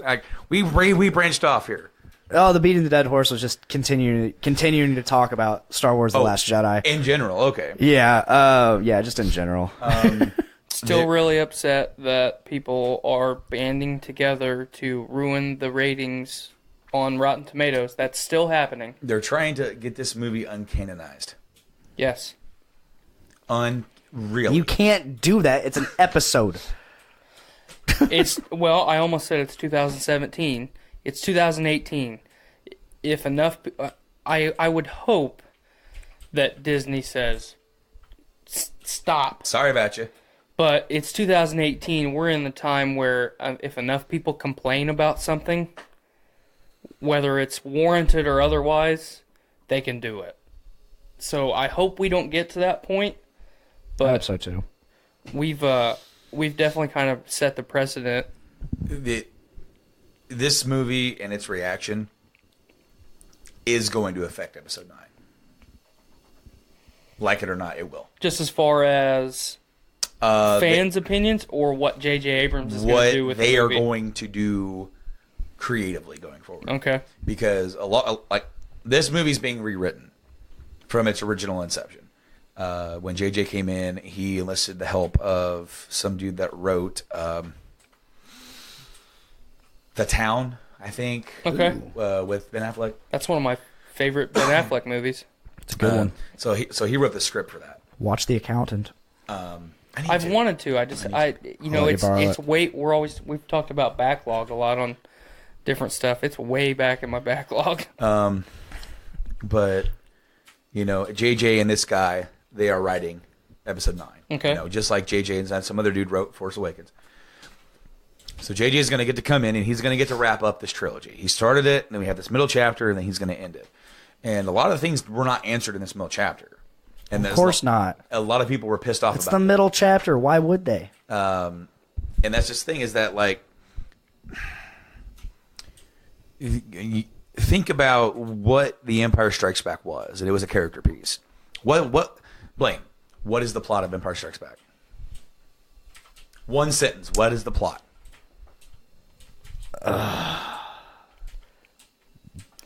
Empire is striking back. Vader's after Luke. Yeah, Vader's after Luke. That is the plot. Yeah. Everything else is a reaction to that plot. I was going to say people filling their roles. But the plot of the movie is Vader is looking and hunting for Skywalker, which also leads to the Empire fighting the rebellion, leads to fleeing, leads to them. Vader's looking for the Millennium Falcon. Why? If he gets probably on it. Either he's on it, or there's people on there he cares about. Mm-hmm. And that'll get him Luke Skywalker. Of course, you have character development. Luke goes and trains with Yoda. You have the Han and Leia dynamic. You have the introduction of Lando Calrissian and that character. You almost have the sheer characterization of C-3PO becoming like what we think of how his mannerisms and how he acts. He's a large part of A New Hope, but he gets more... He's just kind of an asshole in A New Hope. Well, he gets more fleshed out in Empire with his and how he talks and mannerisms and everything. So you take all of that and everything, like, it's just great character moment after great character moment after great character moment, makes the movie fly by. Last Jedi had a lot of great character moments. Absolutely. Ton of them. The movie flows differently. So, and it's long as shit. Not in a bad way. It's just long. See, here's my opinion on long movies. Ever since the Lord of the Rings trilogy, all of the second two of those movies especially are very long. Yeah. When I watch a movie like that I'm enjoying the whole time, I'll tell you right now, I probably could have sat no problem for another hour of The Last Jedi. And just been just as satisfied with it as I am where it sits right now. So, really long pause. Kind of like the pause in the movie. Yeah, that was during the pause just now. That was the hyperspace battering ram moment of silence. But yeah, I definitely agree with you that it wasn't unnecessarily long. Is what I was trying to get to. And I mean, and we talked about it on the Journey to Comics review, where there was even stuff that it wasn't a perfect movie to me, but I gave it a high rate. I mean, and I'm seeing it twice. I liked it better my second time than I did my first time. Good, because I mean, you already know what's going to happen, and all the things that I was like, man, that scene was just too long to me. It wasn't that long to me anymore. Okay, the whole Canto Bite thing. Did not seem to go as long as it did. Maybe the whole freeing of the herd. Like, that part to me is like, now it's worth it. It's like, they're just going to catch him again tomorrow. You know what? Okay, fine. You had to get out of the city somehow. But no, he took the saddle off, too. Of that one. Well, so now it's worth it. They had to do something to do more character development with Rose, other than her sister dying, and then Finn at the end. They were under the understanding that they were getting ready to be caught by the Empire, the security forces there on Canto Bight, and more than likely be killed or thrown in prison. So that was her one last hurrah. Mm-hmm. I heard a rumor. Okay. Possible rumor that Snoke owns Canto Bight. Okay. Owns like the city or that entire planet? Or the casino or something. Okay. It makes you wonder because there's so much about Snoke that we do not know. So it's like, Where does he get his funding? Where does he get his money? Where does he get this and that? It's like, I'm excited to learn about him, even if he doesn't come back. Yeah. Because his role was to get Kylo Ren, Ben Solo, to a place. Now, all things considered, he's there. So Yes. then it's like, has he as a character served his role, even if on screen, in a movie sense, we are not getting the full sense of scope of what Snoke is and was. That is for that's for comic books, that's for films, or no, I'm sorry, maybe even subsidiary films, maybe, books or whatever.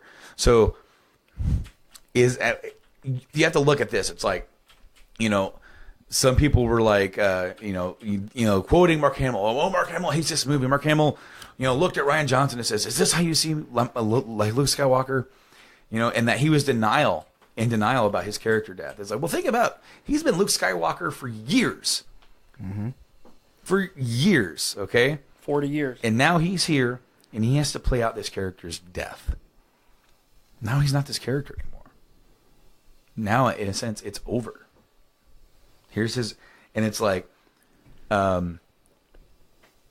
it's like, is this the way that Mark Hamill probably ever thought his character would go? Probably not. But is it the best way for this story? Oh yeah, that they're telling now? Sure.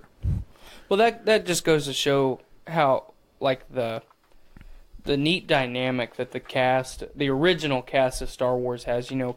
Carrie Fisher has always embraced it and loved the franchise, and Mark Hamill has always embraced playing the character of Luke. Mm-hmm. Not necessarily the entire franchise, but he's always loved being Luke Skywalker.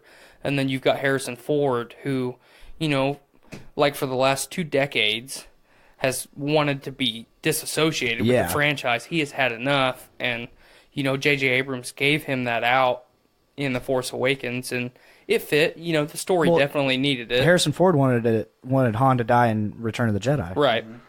So, Han finally got his out. Luke wasn't happy with his, and then unfortunately, we lost Carrie Fisher, so we don't know. We obviously don't get to know how she would feel about how they send her out, but that's the, with all the questions that we have from The Last Jedi, with Episode 9, the biggest thing that I want to know right away is how are they going to send Carrie Fisher off? Because when she got jettisoned into space, that was the perfect moment. The rebels. I mean, that could have done. There was so many things they could have done with the cast of that movie and how they would react to seeing Carrie Fisher jettisoned into space and freeze to death.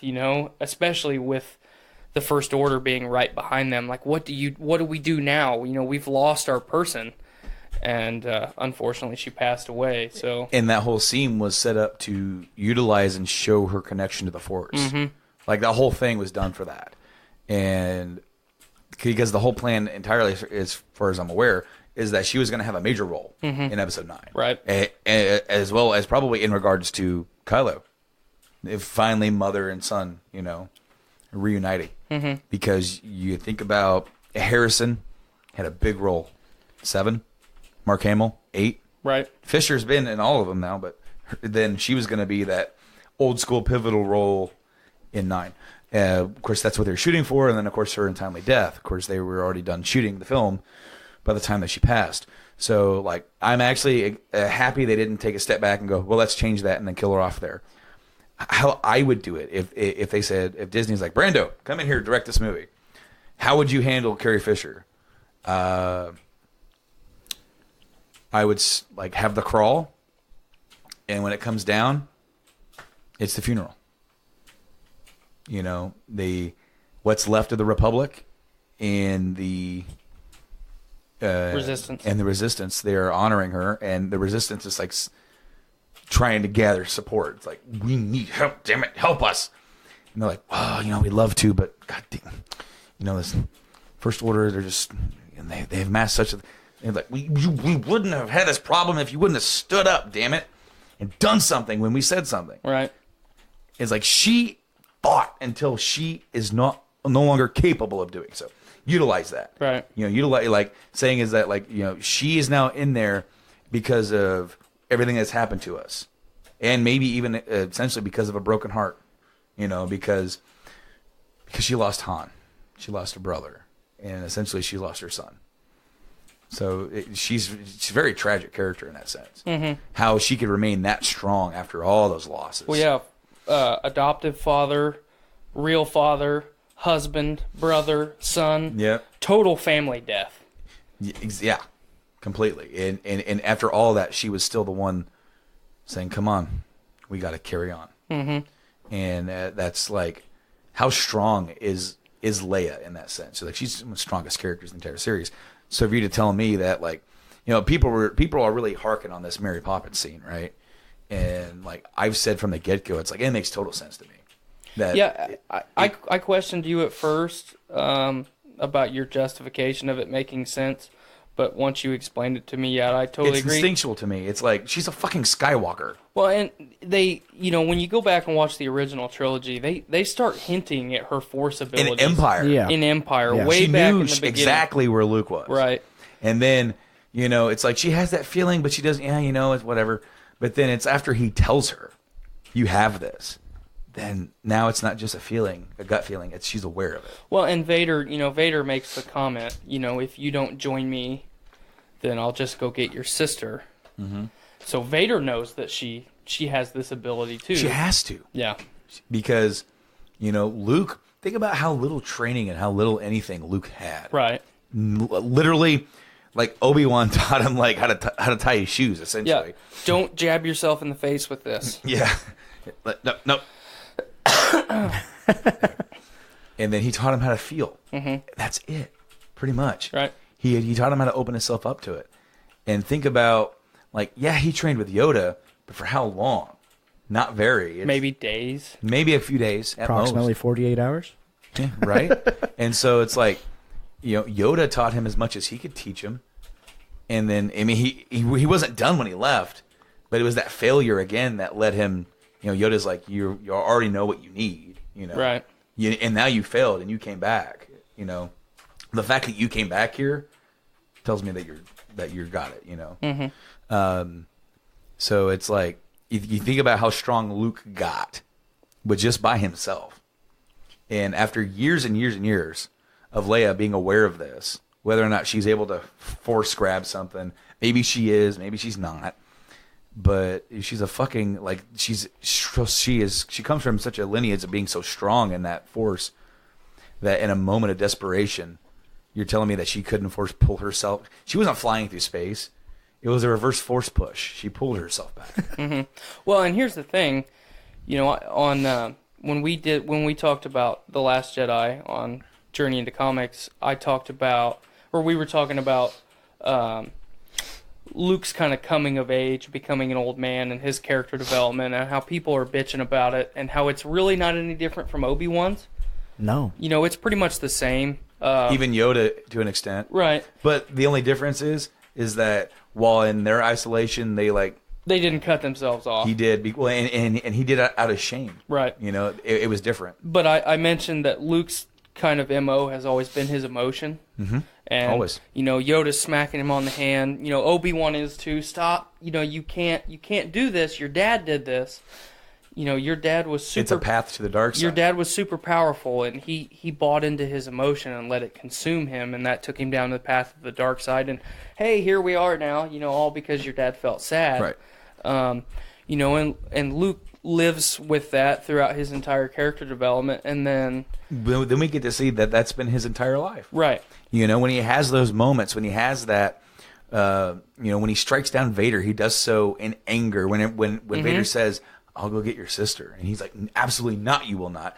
He starts using that anger, diving into that darkness, and he does it, and he's striking him down with those fierce strikes, and he's basically defeats him. Well, and that scene for me is one of my favorite in the entire series, just because Palpatine is needling him, trying to get that emotion to peek through. He's in glee right at the end because he's like, yes.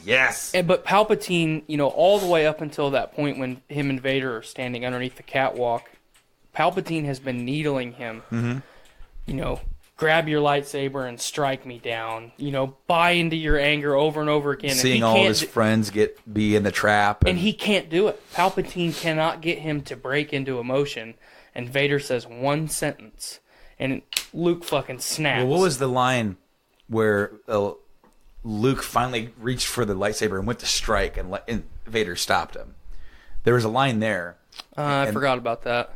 And then it goes into the duel, and then he's trying to like calm himself. And then of course there's the line about the sister, and then he's in the moment, and then he cut off Vader's original. What was that? His original arm, or his original robotic arm? Yeah. And then Palpatine's like, good. Now finish it. But the whole reason I brought all this up again is, who's to say that with Anakin in the emotion and Luke in the emotion, who's to say that Leia doesn't realize or doesn't utilize her force powers in immense moments of emotion? Oh, exactly. I mean, when she's on the Falcon, she knows right where Luke's at. Just because, that's a super tense situation. They're trying to get away from Cloud City. She doesn't know where Luke's at. At that moment in time, she may be still a little bit romantically involved with her brother. So there's like this miasma of emotion there, and then boom, she knows where Luke's at. And then in Return of the Jedi, they figure out that they're brother and sister, and that Vader is her father, and well, shit, I thought that Bail Organa was my father, and but now this guy. Yeah, so more emotion, and then then she knows where Luke's at. Well, again, yeah, when the Death Star blows up, and Han's like, "I'm sure he wasn't on that thing." She goes, "He wasn't." Yep. Because she knew. Yep. She now knows what that feels like. Yep. That's another getting cut off here with a big dig day. But that's twice that's happened now. But that's another, just overwhelming emotional sensation. They watched the Death Star blow up amidst a battle on the moon of Endor, so it's like, yeah, and boom, I know he wasn't there. Mm-hmm. So as she's about to die in space, and all these people on all these ships are relying on her, and the entire galaxy is relying on her, and she still doesn't know where her brother's at, and she's got Rey, and then all this hits her at once. Why can't she just reach her hand out and boom, use that emotion? It might be the path. I'm about to die. I cannot die. Yep. Yet. That's dark side as fuck, but why can't she do it? Well, there's that temptation. I mean, when Luke feels that, when he reads Ben's mind, people are saying, well, why couldn't he sense there was still good in him? He was stricken by the fear. He was driven by the fear of it. The fear is blinding him to that. He's like, oh my God, this guy's, he's a sick son of a bitch. And then there's that temptation, that one moment of weakness, which he's shown so many times before. Right. And it shows itself again in that one moment of weakness. Well, and it goes back, you said it when Palpatine makes Vader take Luke over to the window, and he's talking about all of his friends dying. You have to know that that's one of the first emotions to go, or first scenarios to play through Luke's mind. He's going to kill all my students.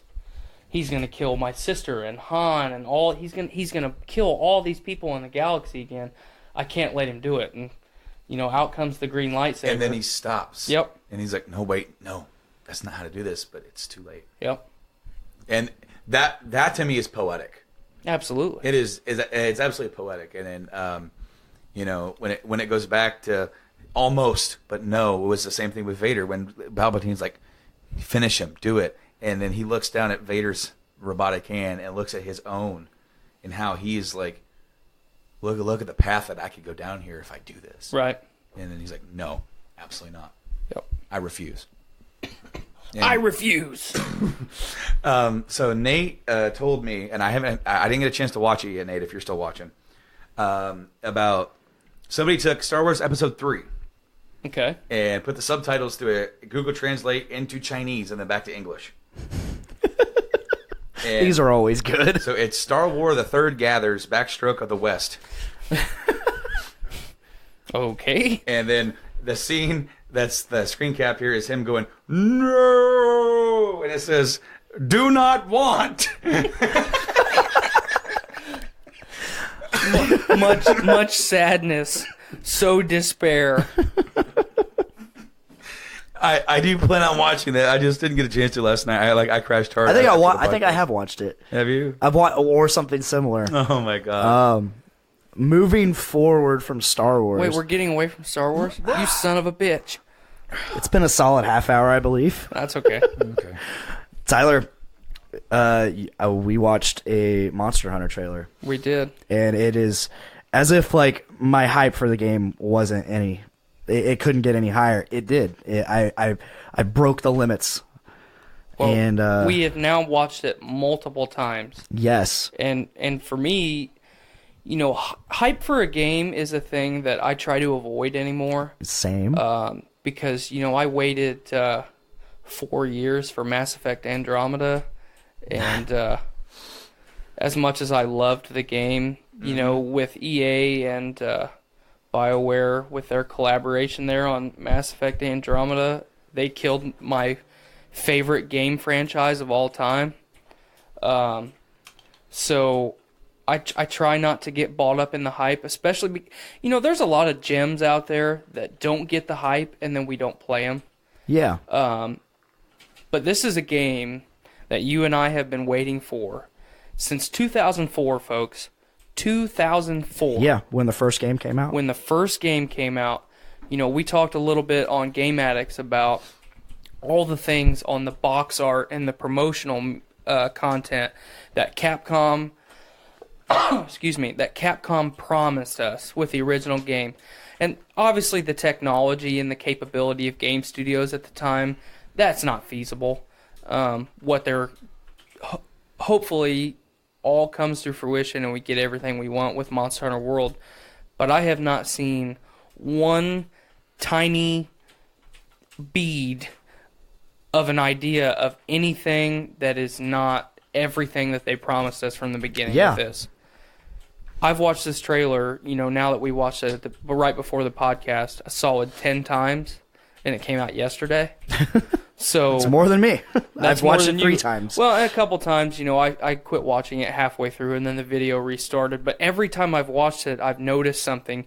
You know, when we watched it a little bit ago, you said, hey, did you notice that that's a subspecies of a monster? No, I've watched it 10 times, and I haven't noticed it. Yeah, which makes me stoked for it, because now I know they're subspecies, which means they're going to bring in things like the pink Rathian and blue Rathlos or silver Rathlos or all those things. They're bringing in Devil Joe, which was a bastard of a fucking... Brandon, you laughed. We called a lot of people called him G.I. Joe. Devil Joe. He's a bastard of a T-Rex. He's like basically an end-game boss, but he's not a boss. He can just show up randomly. Yeah, so a little bit of backstory about this monster. It's a brute. Yeah, brute wyvern. Yep. And when it gets angry, it like hulks up. Yeah, basically like it's so old, and it goes through so many different environments, and it hunts literally anything. Mm-hmm. They're nomadic monsters. Monsters. They have no hunting ground.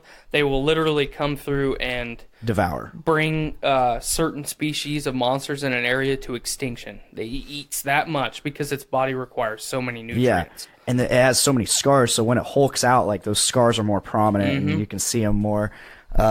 He's such an asshole to fight. I hated him. Think about how cool it's going to be in this game with all of the monster-to-monster confrontations, the turf wars, as they've labeled them. You know, you're fighting a Rathalos, one of the more difficult monsters of the series. You know, that's always been for the most part, you know, the staple. And he's like a coming of age. Yeah, you know, that's type monster. Yeah, that's the one that is kind of the standard for. As a hunter in the game, you know, yeah, I've killed a Rathalos now. Mm-hmm. Like, cool, I've got my gold star now, you know. But think about how cool it's going to be, you know, when you're hunting some of the more difficult monsters and Devil Joe shows up and just starts beating the hell out of it. Yeah, that is one thing I liked about it, because in the past, every game, monsters didn't interact at all. They didn't interact with each other. They just they knew you were there. However, they could do damage to each other if they were in the process of hitting you. It was basically just ambient damage. And so now they're aware of each other. Mm-hmm. The environment is aware of itself and you. So you're not a threat to Devil Joe unless you're the only thing there. Right. So it's focused on fucking killing whatever's around you. That's what I noticed about like all these little fights going on when I was playing it. These monsters, if you go into an area, if you follow the monster you're hunting into an area that has another monster, the other monster doesn't care about you. Well, because it doesn't perceive you as a threat. No. It knows what that other monster and I is. like that. I love these, like you said, turf wars. I like where this game is going, and I cannot be more excited. We've only got a couple weeks. I know, and there's one more beta where we get to fight the flagship monster this time. We gotta beat it. I gotta beat Anjanath, and I gotta beat the flagship monster, Niraganti or whatever. I think that's how you say it. Something. But yeah, I've kind of ignored that one, just because I've tried to avoid watching gameplay video of that. I have to, since it's a new monster, and it's like you said, the flagship of this new journey of Monster Hunter that we're going down now. I want to go into that one completely unspoiled and fresh. Think about the first time you fought Diablos. Yeah. Imagine if you knew everything Diablos was going to do the first time you fought it. Well, I remember. So in all of the games, you can buy those little reference books, and it has like the little icon. And it's got a little icon and a little what it says about it. You could get like Diablos, Monoblos, the reference things for them, and all it has is a picture of it, like a little like caricature picture of it, and it's just like no, you don't understand, but until you see it. Mm-hmm. And I had no idea what I was getting into with Monoblos. Right. You fight him before you fight Diablos in the first game. Right. Much cooler monster. Monoblos is way cooler than Diablos. Oh yeah, absolutely. He's basically like a giant Triceratops dragon.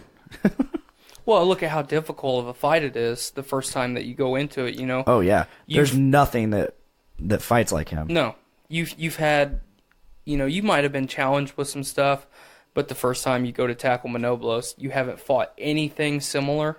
Mm-hmm.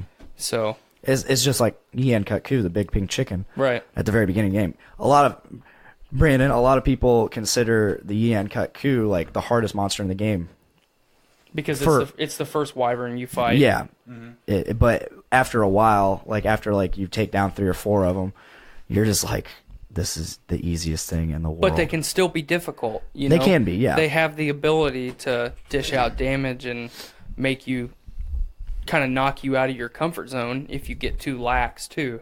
So I'm really interested to see, are we going to go back to where we're farming the same monsters over and over again, or when you and I fought the Anjanath during the first iteration of the beta, we struggled a little bit. Yeah, we did. We're definitely not used to the amount of mobility that monsters have. I'm used to running from zone to zone and then there being a load screen. And, if a monster runs away, more than likely, as you step through the zone in the original games, it's going to be standing right there by the entrance.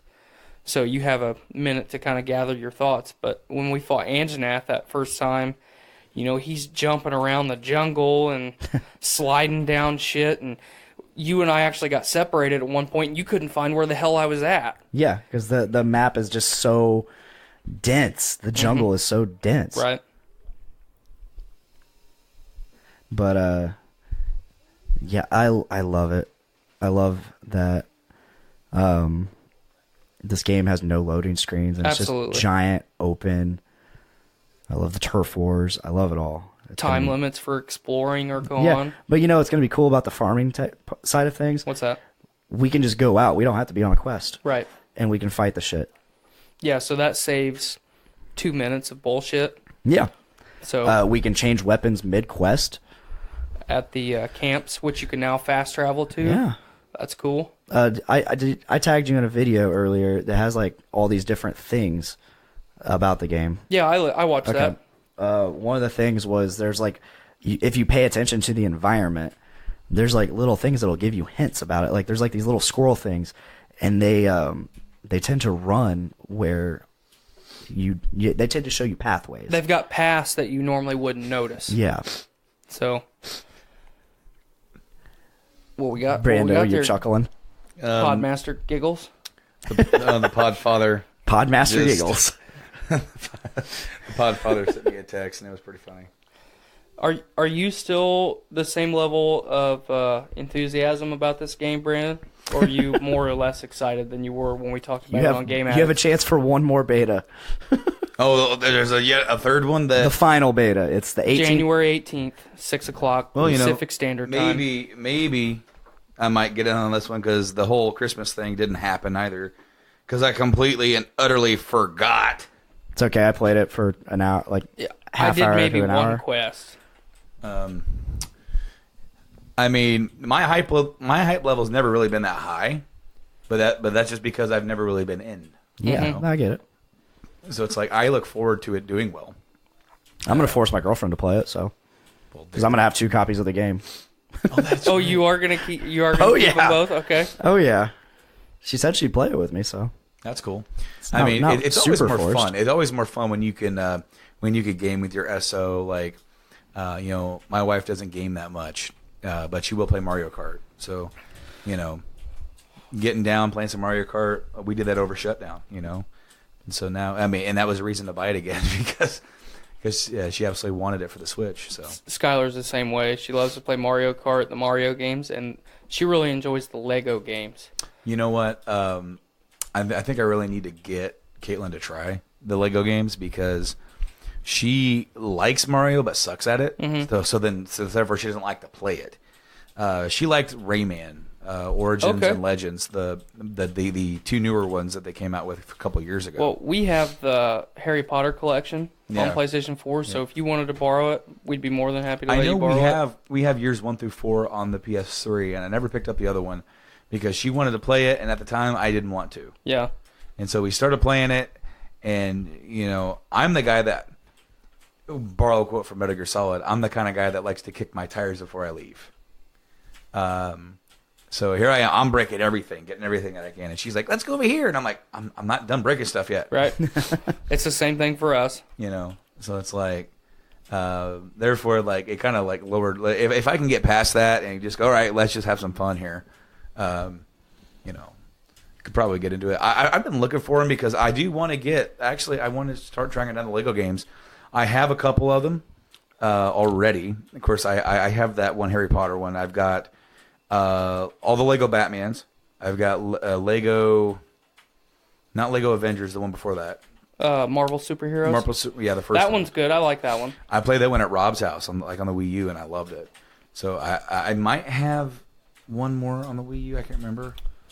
But I want to get all the Star Wars ones because I actually played the demo for one of the Star Wars ones in the past. So I want to get that one. I want to get maybe Jurassic Park. The Force Awakens Star Wars Legos that they put out is probably the best Lego game they've ever done. Mm-hmm. The options that you have to do shit and the story, they've tied the voice acting in really well, which they've struggled with a little bit in the past. Changing dialogue and stuff like that. And that's one reason I really have enjoyed the Jurassic World one and the Star Wars one because they're not changing lines and scenes from movies that much.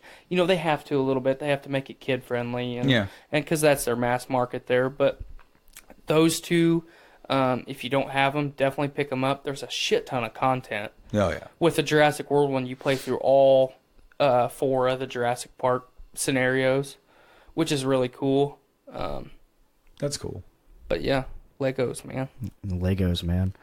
All right, guys, it's getting a little late. We have places to be. I do, at least. Yeah. Brandon, I don't know if you're going. Yes. I don't have a life. Brews with Dudes is hosting a Rheingeist tap takeover at Jerry Lee's Pub tonight, so we're going to be hitting that up. The illustrious Boner Jovi is playing tonight, providing us with their entertainment. They rode their red rocket all the way here to Lafayette, Indiana. Woo! Heritage. Oh, yeah. So if that is all, that is all. Brandon, would you like to do the plugs? Oh, sure, yes. Just throw the ball to me. Whenever we have a pod, The plug master. we have a pod father. Well, of per course, se. you're listening to the show on the Journey into Comics Network, and of course, you can find this show across all of the major podcast services across the board. Of course, we're on our host site. We're on Podbean. You can download that app. We're on iTunes. We're on Stitcher Radio, Google Play Music, and we're on Spotify. So if that is your area of choice to digest music and audio entertainment, we are on there as well. We're also backed up on YouTube. Just search for Journey into Comics. If you're on YouTube watching videos, put something in the background, whatever, we're on there as well. All the podcasts get uploaded to the YouTube, and we are there as well. And then, of course, you have the Podcastrophe social media sites. Yes, Podcastrophe, Facebook.com/Podcastrophe. And then there's Instagram. I am Podcastrophe Podcast on there. Won't even mention Twitter because I don't use it. Head over and check out Twitter at JIC Network.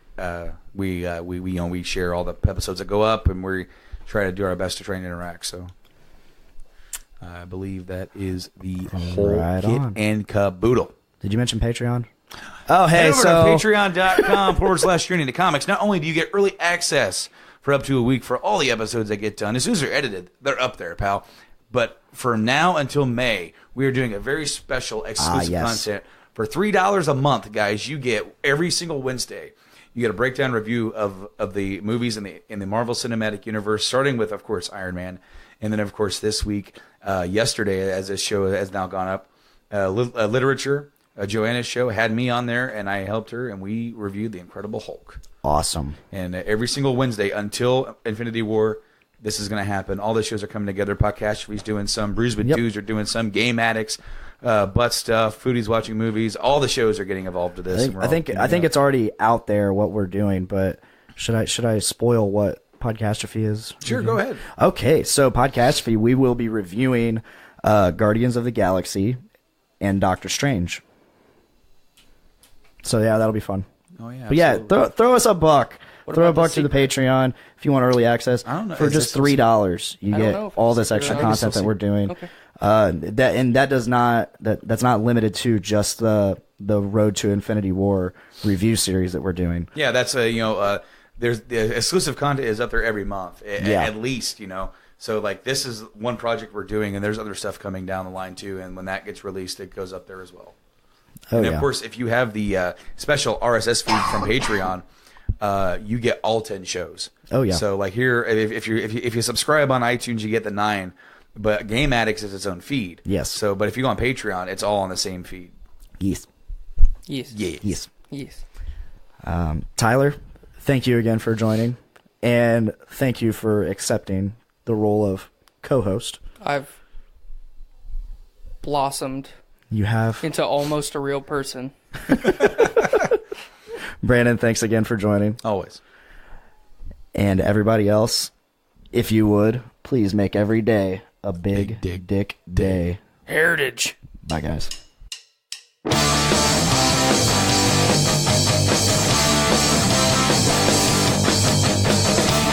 up this morning with my dick in my hand. Girl is to the right of me, just like our plan. It's gonna be a big dick day. It's gonna be a big dick day. It's gonna be a big dick day. It's gonna be a big dick day.